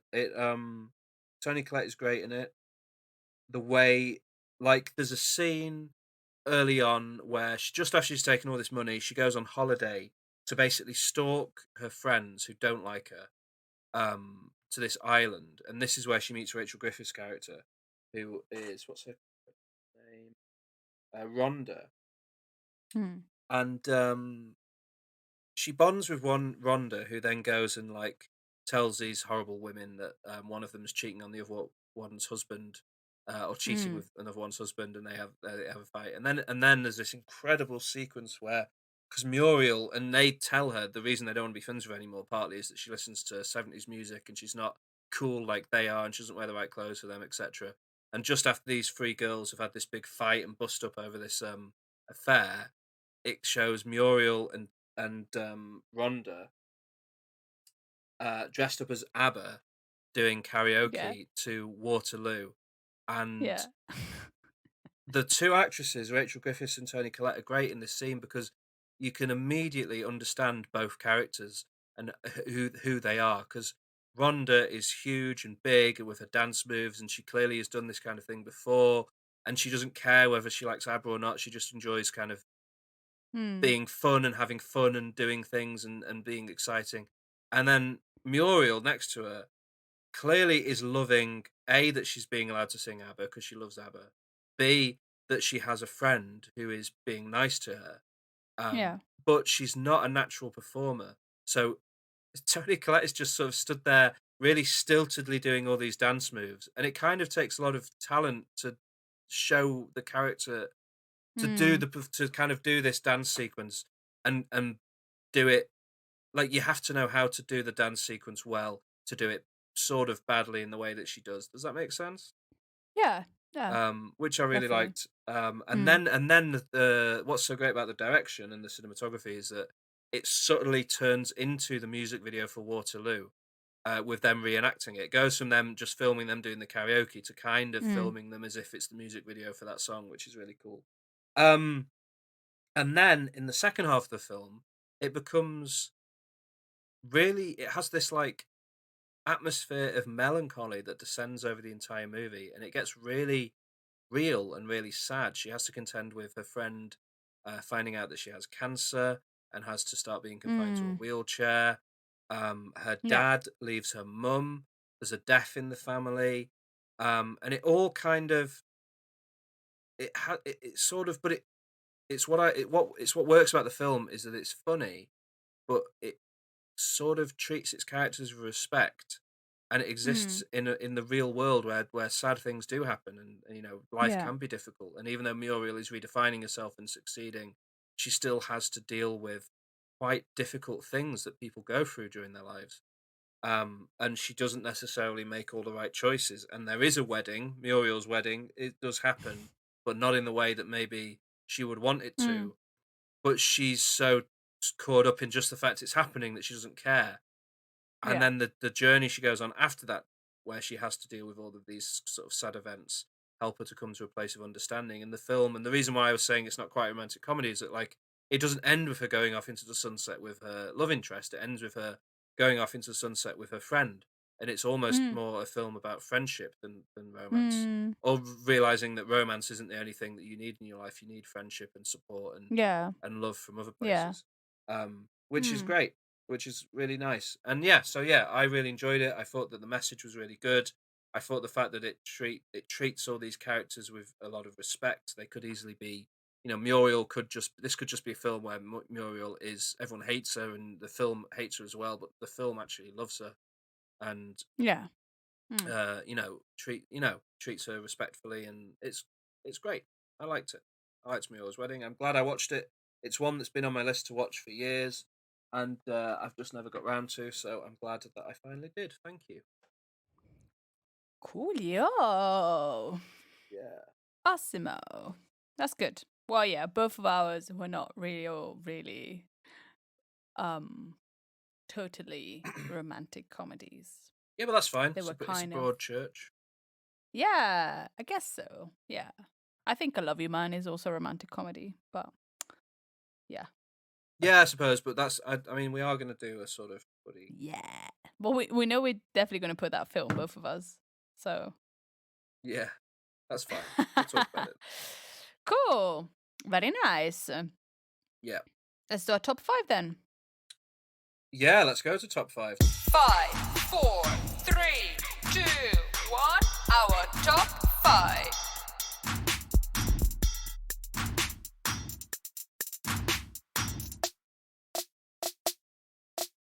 Top 5 noughties films.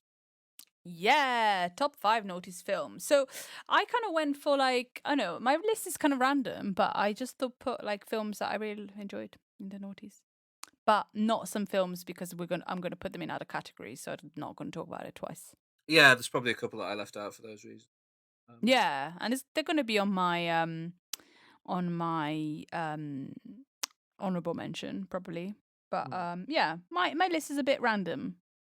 Took me a while because I think in the noughties there were some really good films. It was after the 90s, so the beginning of the noughties were kind of 90-ish, and then at the end there was a new kind of style, I think.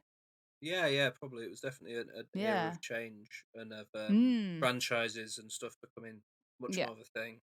Iron Man came out in 2008, and that's really defined the next decade. So yeah. I haven't put any like what's it called? Franchises. I didn't put any franchises. I think I've got one. Yeah. Film for Yeah, I didn't put any because, I could put them in another. Best franchises. Yeah, baby. Sure. Yeah. Okay, so let's start. I'm going to start with my number 5. And this is a comedy. Is a 2004 comedy starring Will Ferrell, Christina Applegate, Paul Rudd, Steve Carell, David Kirchner, Fred Willard, etc., etc. I mean, I missed one. I don't know. Yeah, and the film is called Anchorman. Nice. Yeah. Nice I think I've got a couple of films with Steve Carell. I think in the noughties he just kind of like went and well, he's just the best. He is the best. And the film is about television anchorman Ron Burgundy, which is played by Will Ferrell. And he welcomes, he works in TV, what's it called? TV station channel. TV station, in with uh yeah, he works in a TV station in the 1970s, and he's a broadcast news reporter. It's a very male-dominated world, and then Christina Applegate comes into this world, and she's very talented, and she kind of outshines Will Ferrell on TV. And he kind of they kind of start dating, but she's kind of better than him, and then he ruins his career by being quite rude to her on air, and Oh yeah. but then he redeems himself towards the end with a fun story in the San Diego Zoo.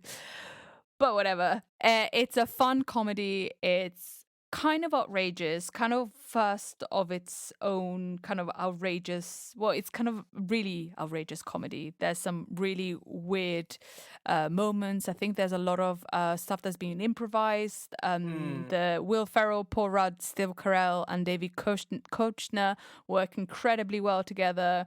I think Paul Rudd is like his funniest in this film because he's kind of like this kind of sex pest 70s guy. Yeah. Steve Carell, he's this weird weatherman. Yeah. Brick. It's raining today. I love him. David Koechner is the sports guy, and it's just a really fun film. And I think one of there's some really incredible parts. Like there's a part where all the TV station anchors fight each other, and I think that's just a surreal moment that is hilarious. Yeah, it's And iconic, that bit, isn't it? it's just iconic. And then Will Ferrell has this dog, Ron Burgundy has this dog, and he loves him, but there's a scene where this motorcyclist kicks his dog. This motorcyclist played by Jack Black kills his dog by kicking him off a bridge. And Will Ferrell has this breakdown in this is in the In a telephone box. phone box. Or a And glass he goes, case. I'm in a diamond box of emotions. I just love that bit. It's just so funny. It's just a laugh out loud, funny comedy, and I think it's great. It's just a really good comedy, and I love it. Yeah. Right. Did you see the second one? No. I was really excited when it came. Well, because I love the first one so much, but I don't think I would enjoy it because it would be like The Hangover 2. I love The Hangover, but I didn't really enjoy The Hangover 2. Well, The Hangover 2 was okay. The Hangover 3 was the worst, but yeah. Well, The Hangover 3 Did is you terrible. have you watched the second one? Yeah, it's fine. It's fine. It's not good. It's not bad. It's kind of doing it again, but it's just not quite as good. So it feels a bit like, what's the point? But Yeah, whatever. I guess. And Command 1 is Yeah. very funny. Yeah, I agree. Yeah, I love it, and I think it's definitely a good noughties film. Absolutely, it is. Okay. What's your number 5? Well, my number 5 is a 2006 spy film starring Daniel Craig, and it is his first outing as James Bond, Casino Royale. Yeah. Very nice. After 2002, I think it was, after Die Another Day, the last Pierce Brosnan movie, the Bond franchise was kind of in a position where it either had to just give up and die or do something quite urgently to fix what was wrong with it. And they did it. They did it broadly by copying the Bourne Identity, but they still pulled it off. They hired a great actor in Daniel Craig. Upset a lot of people because he was blonde, which was a weird thing. I remember when that was a thing, people being annoyed that Daniel Craig was blonde, and therefore somehow couldn't be James Bond. Yeah.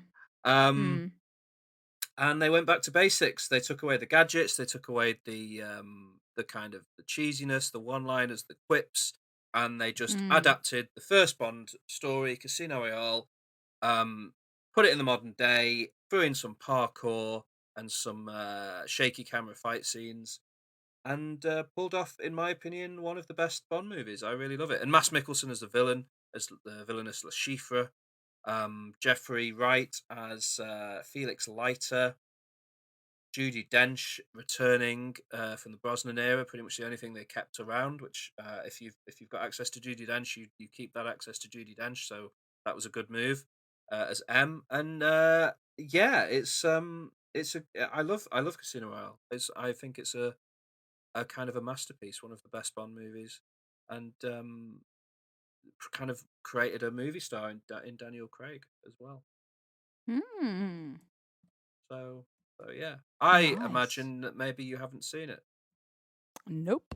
No, I think I've seen like only one Bond movie with you. No, I've seen a couple. One with you, which was Spectre, I think. Spectre, and then another one. I think I watched another one maybe, but I haven't watched Casino Royale. And it's interesting. It's directed by Martin Campbell, who directed Goldeneye, the first Brosnan film. So he's kind of twice he's managed to usher in a new Bond and do it really well. So yeah, and maybe finally the last Daniel Craig Bond movie is going to be out in the cinemas soon, and I'll actually get to see it after a year of delays. No Time to Die should be out soon with a great Billie Eilish theme tune. So keep your eyes. And that's peeled for his that. last one, yeah? Yeah, and then they'll find a new Bond and do it Have all they not over found again. a new Bond yet? Not officially. I don't know if they've got someone behind the scenes that they're ready to announce or anything, but no, they haven't announced anything as of yet. So we'll just have to wait and see what happens on that one. But Daniel Craig is going to be done and dusted. Awesome. There you go. That's my number 5, Casino Royale. Yeah, I love it. Cool. What's your number 4? My number 4 is an early noughties film starring Reese Witherspoon, Luke Wilson, Selma Blair, Victor Garber seems to come out on our lists quite a lot. Yeah, He's good actor. Jennifer Coolidge, and it's a 2001 film called Legally Blonde. Cool. Have you seen it? No. I thought I was like, I'm happy because I thought, I must have seen all of these, but you haven't. Great. So, Elle Woods, played by Reese Witherspoon, has everything. She's the president of the sorority. She's in her campus, and she's naturally blonde. She sorry, it's just part of the film. And she is dating this guy in a fraternity, and she can't wait to become Mrs. Warner Huntington III. But Warner is not proposing because she's too blonde. Meaning that she's too ditzy, she's too stupid, she cannot be his wife because he's clearly part of US, I don't know, what they haven't got royalty, US Well, the upper people. class. Yeah, the upper class. And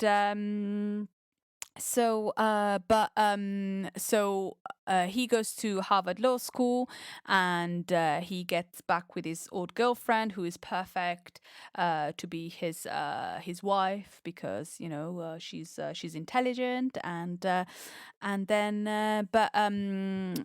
Elle is not defeated by this, and she follows him to Harvard Law School to win him back, but then it doesn't really end up how it's supposed to be. No, he sounds like he doesn't deserve to be won back. I think she can do better. No, not at all. And so it's a really, really fun movie.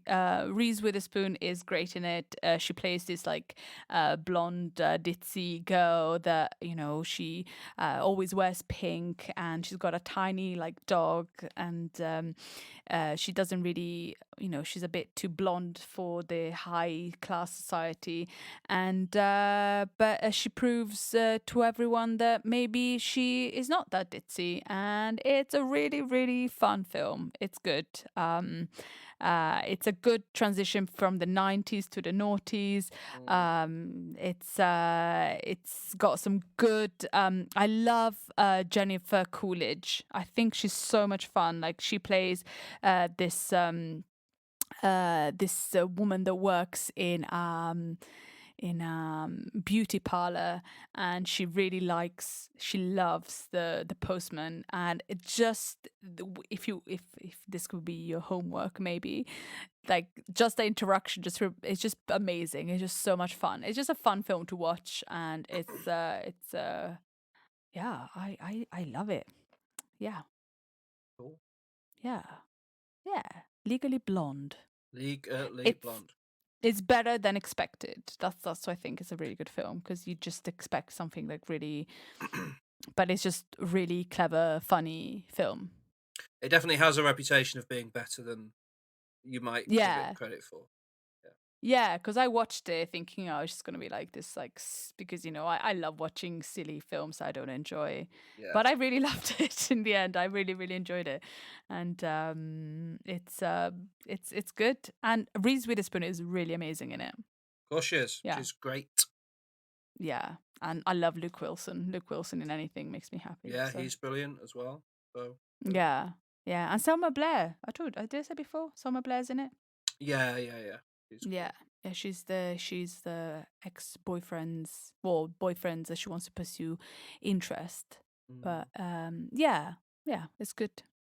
Legally Blonde, my number 4. What's your number 4? My number 4 is a 2007 action comedy film directed by Edgar Wright and starring Simon Pegg and Nick Frost. Hot Fuzz. Oh, okay. You okay? Yeah. Cool. We've talked. You watched this, didn't you? We talked about this in Culture Catch Up a couple of weeks ago, I think. Yeah. So I don't know if to talk about it too much again, but it's brilliant. Simon Pegg plays Nicholas Angel, a police officer who is too good for the Metropolitan Police in London. He's making them all look bad. So he gets sent to the countryside to sort of get out of everyone's way, where he meets PC Danny Butterman, played by Nick Frost, and they uncover a conspiracy around a series of gruesome murders in the village, and it all ends in a massive gunfight, of course. It's hard to overstate what a masterpiece it is. I think Nick Frost, Simon Pegg, and Edgar Wright put together one of the greatest movies ever made with Hot Fuzz. The rest of their Cornetto trilogy, Shaun of the Dead and The World's End, is great as well. But for me, Hot Fuzz is the top of the tree. I love it. The cast list is just to look at the cast, you've got the two I've already mentioned, along with Jim Broadbent, Paddy Considine, Timothy Dalton, Bill Nighy, Billy Whitelaw, Edward Woodward who's in The Wicker Man, another one of my favourite movies, Bill Bailey, David Bradley, Adam Buxton is in there, Oscar winner Olivia Colman, along with Julia Deakin, Kevin Eldon, Martin Freeman. The list goes on and on. They put together an incredible cast. Stephen Merchant plays P.I. Staker. Piss take. It's great. It's great. It's very funny. Everyone's really good in it. The script is about as good as a script can be for a film. I think they just had so much inspiration. They wanted to parody Hollywood action films and set it in a West Country village, and that is such a good idea that they were able to just spin it out into genius level filmmaking. So yeah, Hot Fuzz. You like it as well? I love Hot Fuzz. Yeah. So yeah. I don't know what else to say. It's the best. I queued up for over 11 hours to see it 2 weeks before it came out. Amazing. And had to stand next to a very smelly boy for most of the time. Yeah. Awful. Did you know the smelly boy, or? No, it was because I don't know if I've told this story before, but they were doing a signing at the Yeah, HMV yeah. in Manchester. Mm. Yeah, and me and my friend got there at like 7 a.m. and the security guard was like, "Okay," and took us down to start the queue. And then within minutes, the queue was like really full, and it was something like the first 200 people in the queue got a ticket to see Hot Fuzz and attend a live Q&A. Mm. And it was advertised as being Simon Pegg and Nick Frost, and I was like, we started talking to people next to us who were like two autograph hunters who didn't really feel like they knew what Hot Fuzz was, and I was very happy that me and my friend, who were actual fans of Simon Pegg and them, were first in line, which was the kind of petty teenage thing that I would have been like. But yeah, this autograph hunter guy, he had the worst Mm. BO of anyone I've ever Oof. encountered in my life, and then he asked a really kind of arseholey question at the Q&A. So yeah. Mm. But yeah, and I was like, oh, I wonder if Edgar Wright will be here as well. And these people were like, who's Edgar Wright? And I was like, who's Edgar Wright? He's only the director of the Ruddy film. And then Edgar Wright was there, and I was more excited to see Edgar Wright than Simon Pegg or Nick Frost, because he's the Oh, true. wow. Yeah, he's Mm. a master. Yeah, cool, good. What's your number 3? Cool. So my number 3 is a 2004 horror comedy film directed by Edgar Wright, starring Simon Pegg, yeah. Nick Frost, Kate Oh. Ashfield, Lucy Davis, Bill Nye, Penelope Wilton, and the film is called Shaun of the Dead. Interesting. Yeah. So you've gone Like for Shaun of Shaun the- of the Dead. Yeah, I love Shaun of the Dead because I've got a soft spot for zombie films. So for Of me, that's course. my favorite. Yeah, of the 3 of the trilogy. It's like Shaun of the Dead, Hot Fuzz, World's End. Was it 3? 3? Yeah, 3. Yeah. Yeah, and so is it's a film about this Sean, played by Simon Pegg, is not having a very good day, is not having a great life. His girlfriend is a bit bored of him, and he wants to kind of, turn his life around and not take her to the Winchester.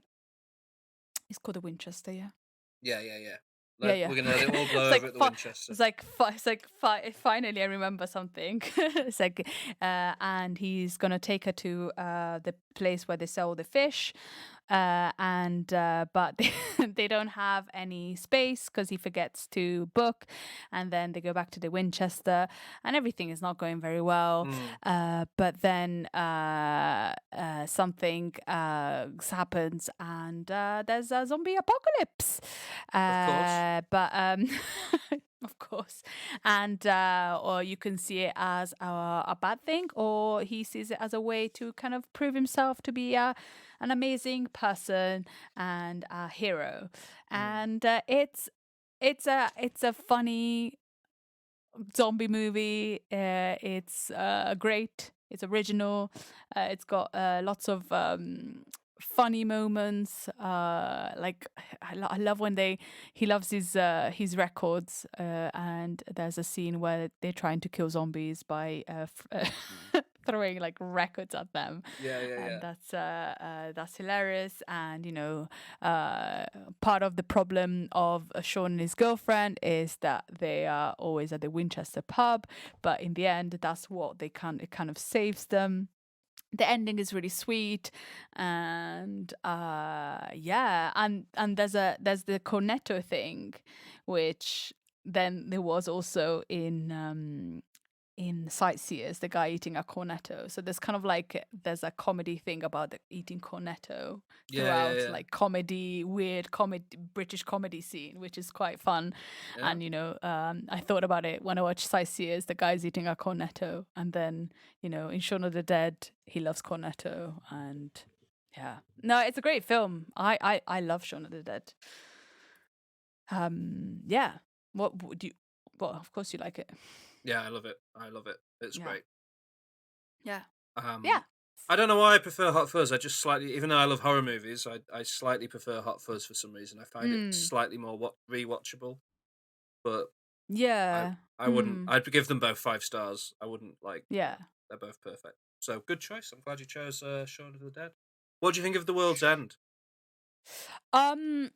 It's definitely my least favorite. I didn't Mm, enjoy it as much. I think I need to watch it again. I think yeah. I had high expectations because I loved Shaun of the Dead and Hot Fuzz, and so my expectations were.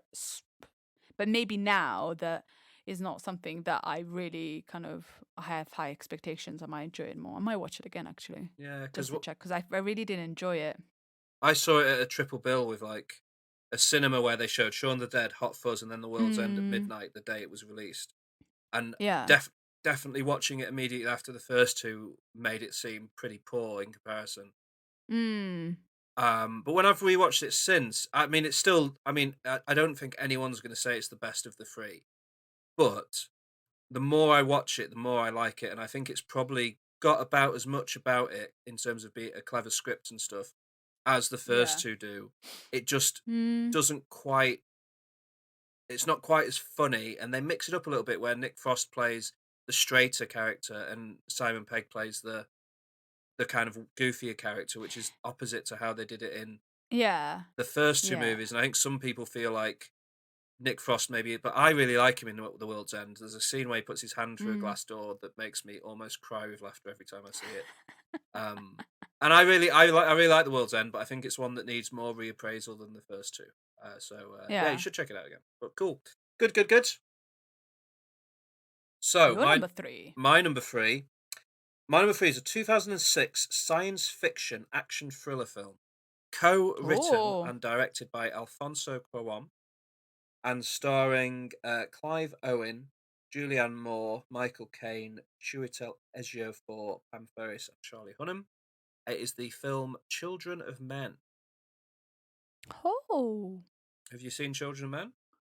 No. Interesting. Okay. So, Children of Men is based on a novel by P.D. James. It is set in 2027 and is set in a world where there have been 2 decades of infertility, leaving human society on the brink of collapse. Um, Clive Owen plays a civil servant who is charged with helping a refugee escape from the chaos, and she Mm. might be carrying a miracle child. So it is of vital importance that she is kept safe in this dystopian nightmare society. Um, Hmm. it's a movie. It's one of those films where it came out, and I distinctly remember seeing adverts for it on the sides of buses and stuff. And it just Children of Men isn't a very evocative title. Clive Owen is not really anyone's favorite movie star. um, Nope. and it's sort of, and at that point in time, Alfonso Cuarón wasn't necessarily, since he's won Oscars for Gravity and things and Roma. Back when he did Children of Men, he wasn't quite the name he was today, so there wasn't really much reason to Hmm. expect a lot from it. And I remember watching it for the first time and being like stunned. It is a beautifully shot film. Hmm. It's so emotional. It's so gorgeous, and it creates this world. It's similar to Handmaid's Tale in a way of like this very depressing dystopian world that these characters live in. It perfectly paints it. Also similar to V for Vendetta, actually, a little bit. And like the stakes are so real in terms of like you can see how horrible this world is, how awful and brutal the world has become, with this aging population, this infertility, and it's it makes it all the more important that Clive Owen succeeds. There's a sequence near the end that's entirely like done in one long shot as he runs through a kind of a battlefield, which is incredible and kind of really shows what a master of his craft Alfonso Cuarón is, and I love it. I think it's brilliant, and even to this day doesn't have the recognition that it deserves. It is a Hmm. perfect film, and it's sort of often forgotten about and left out of the conversation. But I love it. I think it's incredible. So yeah, Children of Men. Awesome. Like I've seen it in a few lists, but yeah, I never. It's great. Yeah. But I think a lot of people are like you, where people have just sort of not really given it a chance, and not out of any particular Hmm. reason. Just like it's just been sort of slightly forgotten. But it is great. Yeah, yeah.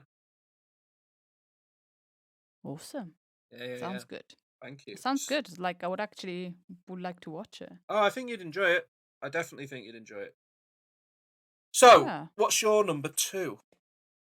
My number 2 is 2009 sports comedy drama directorial debut of Drew Barrymore. Oh, okay. Starring Elliot Page, Marcia Gay Harden, Kristen Wiig, Drew Barrymore, Juliette Lewis, and a few more. Alia Shawkat, which we don't see enough. Do you Yeah, know who she's she is? brilliant. Yeah, she's brilliant, but there's not enough of her. I need No. more of her. And the film is called Whip It. Whip It. I haven't seen Whip It. Yeah. You haven't seen Whip It? No. Bliss Cavender, played by Elliot Page, lives in Texas, in Bodine, I think it's called, Bodine, Texas. And she's the daughter of Marcia Gay Harden, who wants her to be in the beauty pageant world and wants to like be a lady. But one night she goes to a roller derby and she sees the Girl Scouts roller derbying, and she tries for the team and she wins a slot, and but she doesn't tell her parents that she's in the roller derby, in the Girl Scouts, not in the roller derby, and she loves her new life. It's looks like fun. Roller derby is violent. It's quite violent film. There's some violent moments, and her mum is not very happy about when she finds out. She's not very happy, but it's kind of like a film about her discovering herself and detaching herself from her mother. It's a great film. I love it. It's got a great cast, Kristen Wiig, she's amazing, Juliette Lewis, Drew Barrymore, and this like roller derbying stuff, which is just these girls like going around and roller skating, because they're not blades, roller skating and kind of violently. Yeah, it's a And vicious it's sport, got Marcia right? Gay. It's a really vicious sport.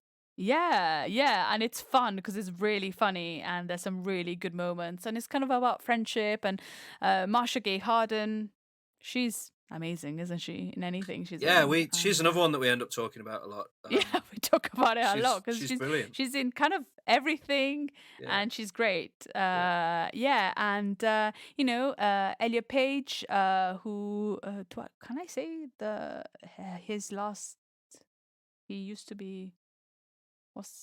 Elliot Page was known by under a different name when the film came out because it was pre his transition. Elliot Page was not. Elliot Page went for a transition, and it was not Elliot Page, but it was. I don't know. Helen? I forgot his name. His old name. Amazing.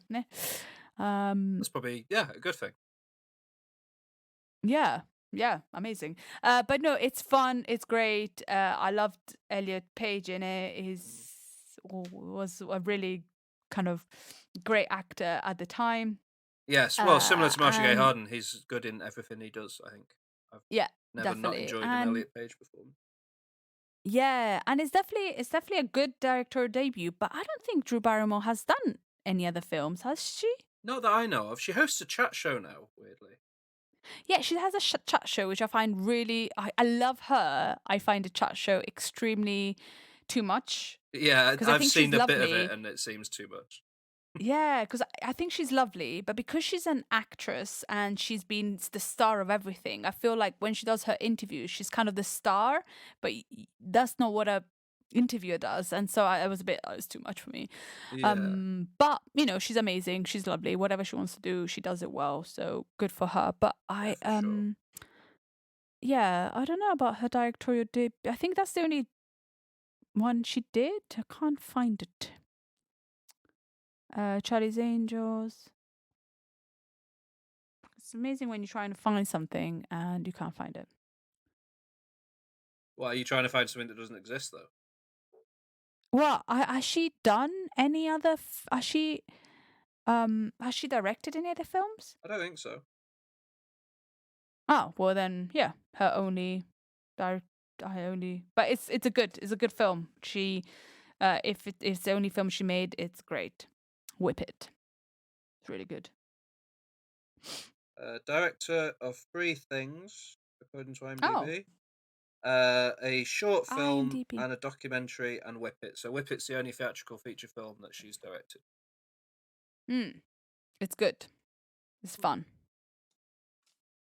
Yeah, and that's my number 2. Good choice. Okay, I like it.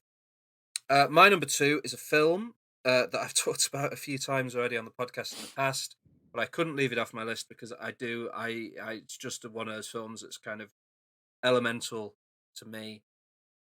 It's a 2001 science fiction psychological thriller written and directed by Richard Kelly, called Donnie Darko.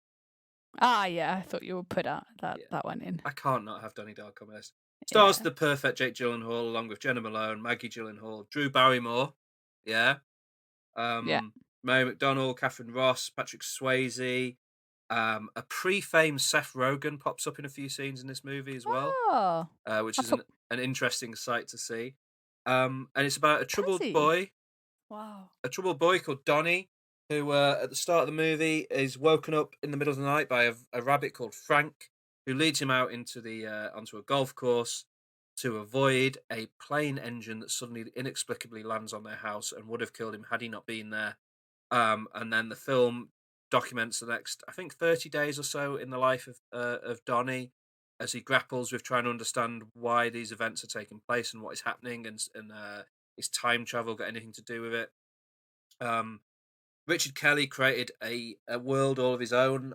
It's a period film. It was made in 2001, but set in the 80s. It has an incredible 80s soundtrack. The mythology that Richard Kelly created is bizarre and almost Lynchian, I suppose. The director's cut of this movie, interestingly, is terrible because Richard Kelly decided that what people really want to know is exactly how the time travel and all these things in the movie work. So it will just cut to a page of text explaining various things. And that is not what makes Donnie Darko work. What makes Donnie Darko work is the mystery of it and not really understanding it. And when it's all left up to you to kind of figure it out yourself, that's where the joy of the movie comes in. So it's one of those odd cases where the director's cut is like the worst possible version of the film you could watch. But yeah, I love it. I remember the first time I watched it, I liked it, and I've watched it a load since, and I just always love it. The music is perfect. Jake Gyllenhaal is become one of our greatest living actors, and this was the perfect way to introduce him to the world because he's wonderful as this troubled teenage boy. Yeah, why are you wearing that stupid rabbit suit? Awesome. Do you like Donnie Darko? I've only seen it once, a long time ago, so I think I do. Yeah. Okay. Yeah. But I should don't watch it again. remember it. Yeah, I should actually, because it's one of those films I watched a long time ago. And I'm starting to doubt your commitment to Sparkle Motion, Alex. To who? To Sparkle Motion. It doesn't matter. It's from the film. Okay. Sorry. What's your number 1 choice? Yeah. My number 1 choice is 2006 American comedy, tragic comedy. It's not really kind of tragic comedy, directed by Jonathan Dayton, who also did Ruby Sparks, which is another film I really enjoy. And it stars Abigail Breslin, Greg Kinnear, another Steve Carell film, Toni Collette, which I love, and Paul Dano. And the film is called Little Miss Sunshine. Nice. I love Little Miss Sunshine. Little Miss Sunshine. It's about this family. It's kind of you could call it dysfunctional. It's just a family, really. Just Like a it's not bit. really dysfunction. It's just a normal. It's just a family that's going through some troubles, and they live with a grandpa who's kind of an interesting human, and they have two children. Well, Tony Collette and what's his name?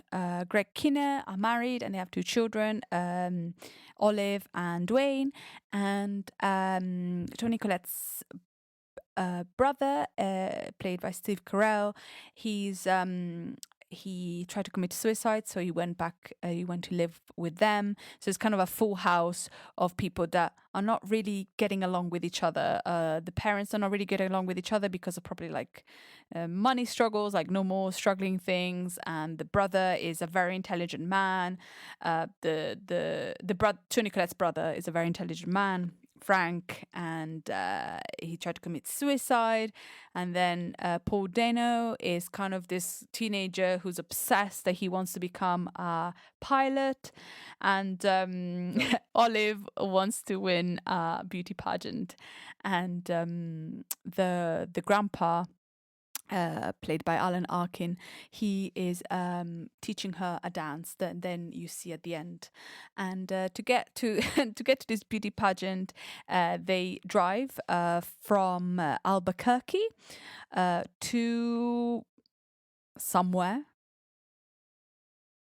to California for this Little Miss Sunshine contest, and it's about their road trip to California and the Little Miss pageant, and it's a great film.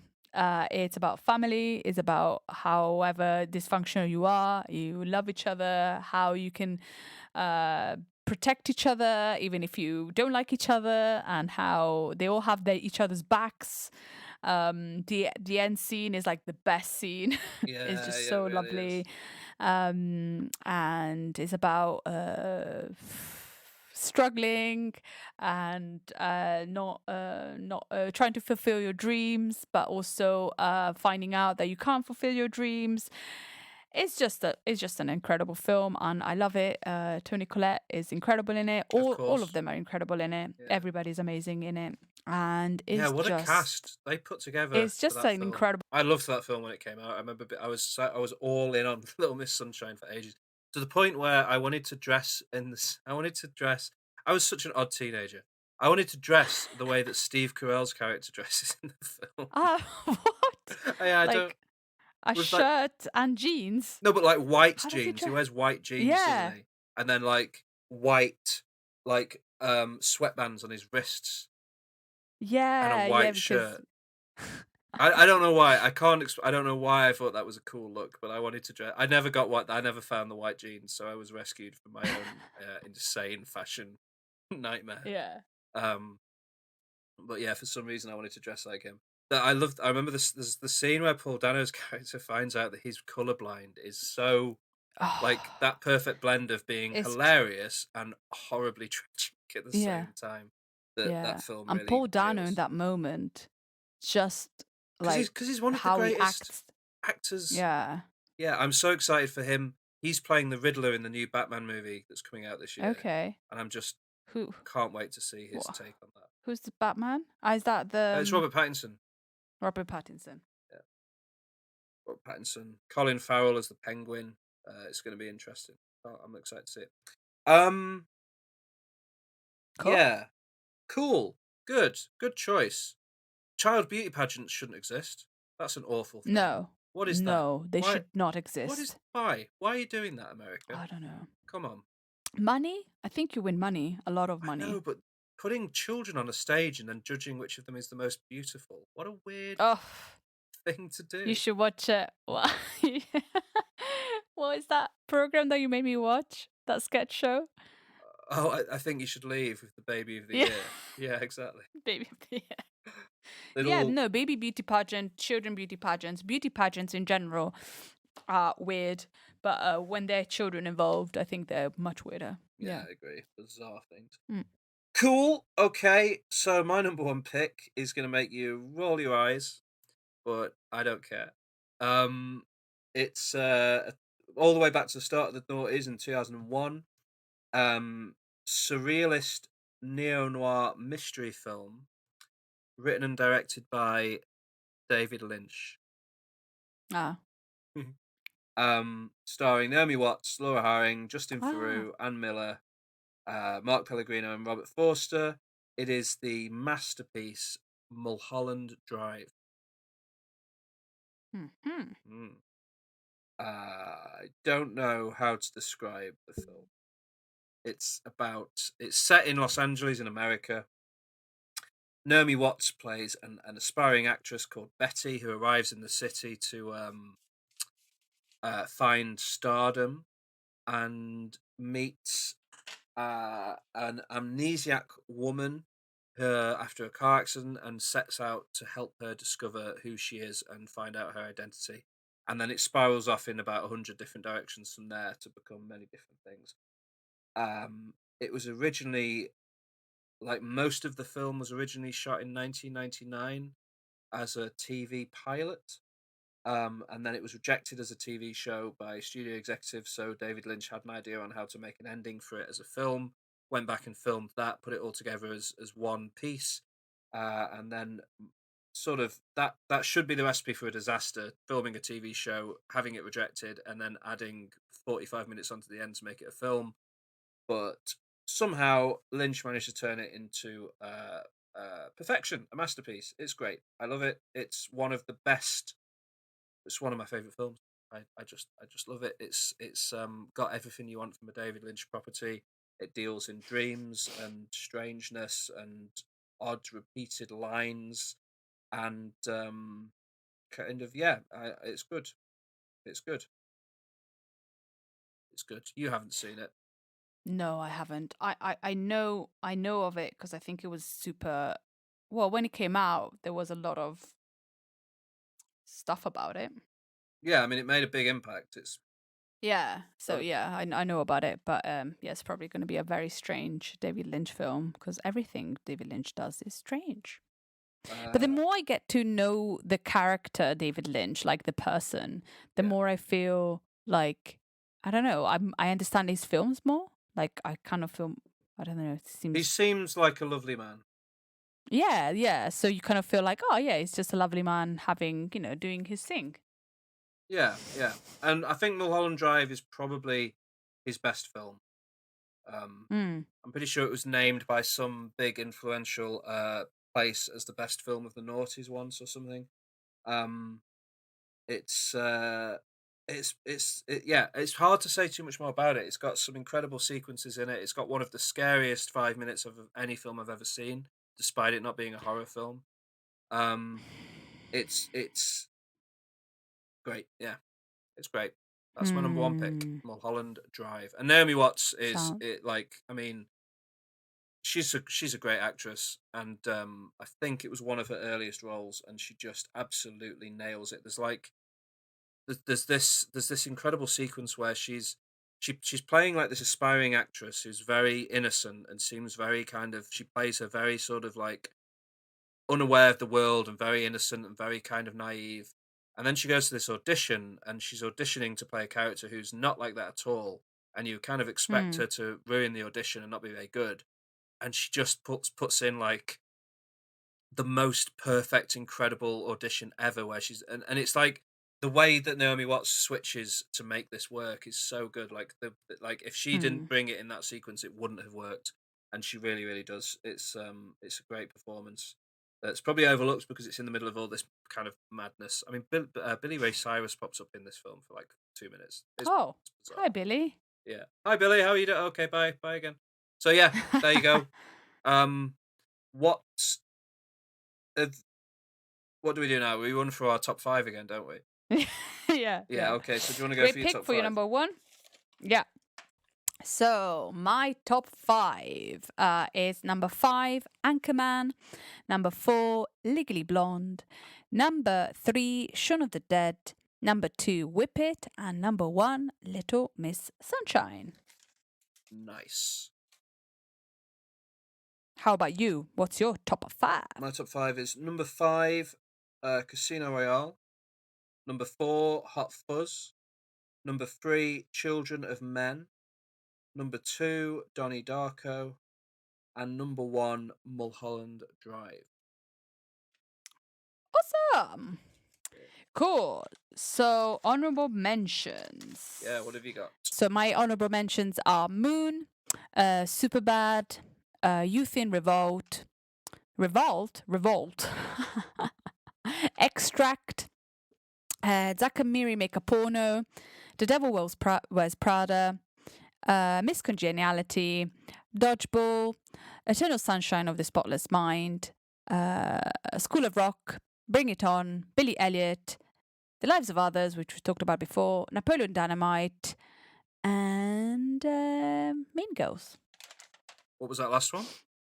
Mean Girls. Bingo. Okay. Cool. So my honorable mentions are The Dark Knight, Pan's Oh, yeah, The Dark Knight. yeah, Pan's Labyrinth, There Will Be Great Blood, film. In the Loop, Ocean's 11, Bad Boys 2, Spider-Man 2, Shaun of the Dead, V for Vendetta, Noroi the Curse, Trick or Treat, The Mist, Hot Fuzz is my list, Lake Mungo, Let the Right One In, The Hangover, Kiss Kiss Bang Bang, Paranormal Activity, Yeah. In Bruges, and The Descent. Yeah, I forgot about like The Hangover. Yeah, and, Hangover's great. You know, Battle Royale. Yeah. You mentioned The Hangover earlier, Yeah, I know. though. Yeah. And then, yeah, but you said them, so that's good. Yeah. It's so hard because there's so many good films, Oh, yeah, and you just kind of, I can't say all the films I've watched in the noughties. Mhm. So, homework time. Yeah. So what do you want me to watch? Oh, I don't know. Like, you haven't seen Whip It, and I think you might enjoy it. I think you'll probably enjoy both Legally Blonde and Whip It. But you're more likely to watch Whip It by yourself. Probably. Maybe not.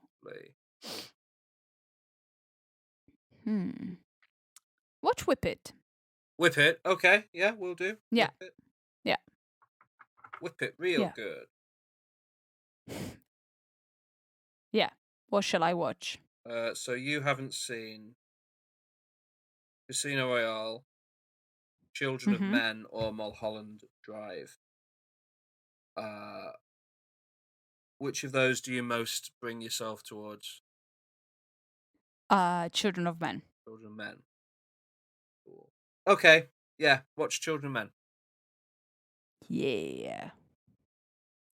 Thank you, because I was scared of like the scariest thing you've seen, Mulholland Drive. I don't Well, wanna only see one. that. There's one scene in it that's scary.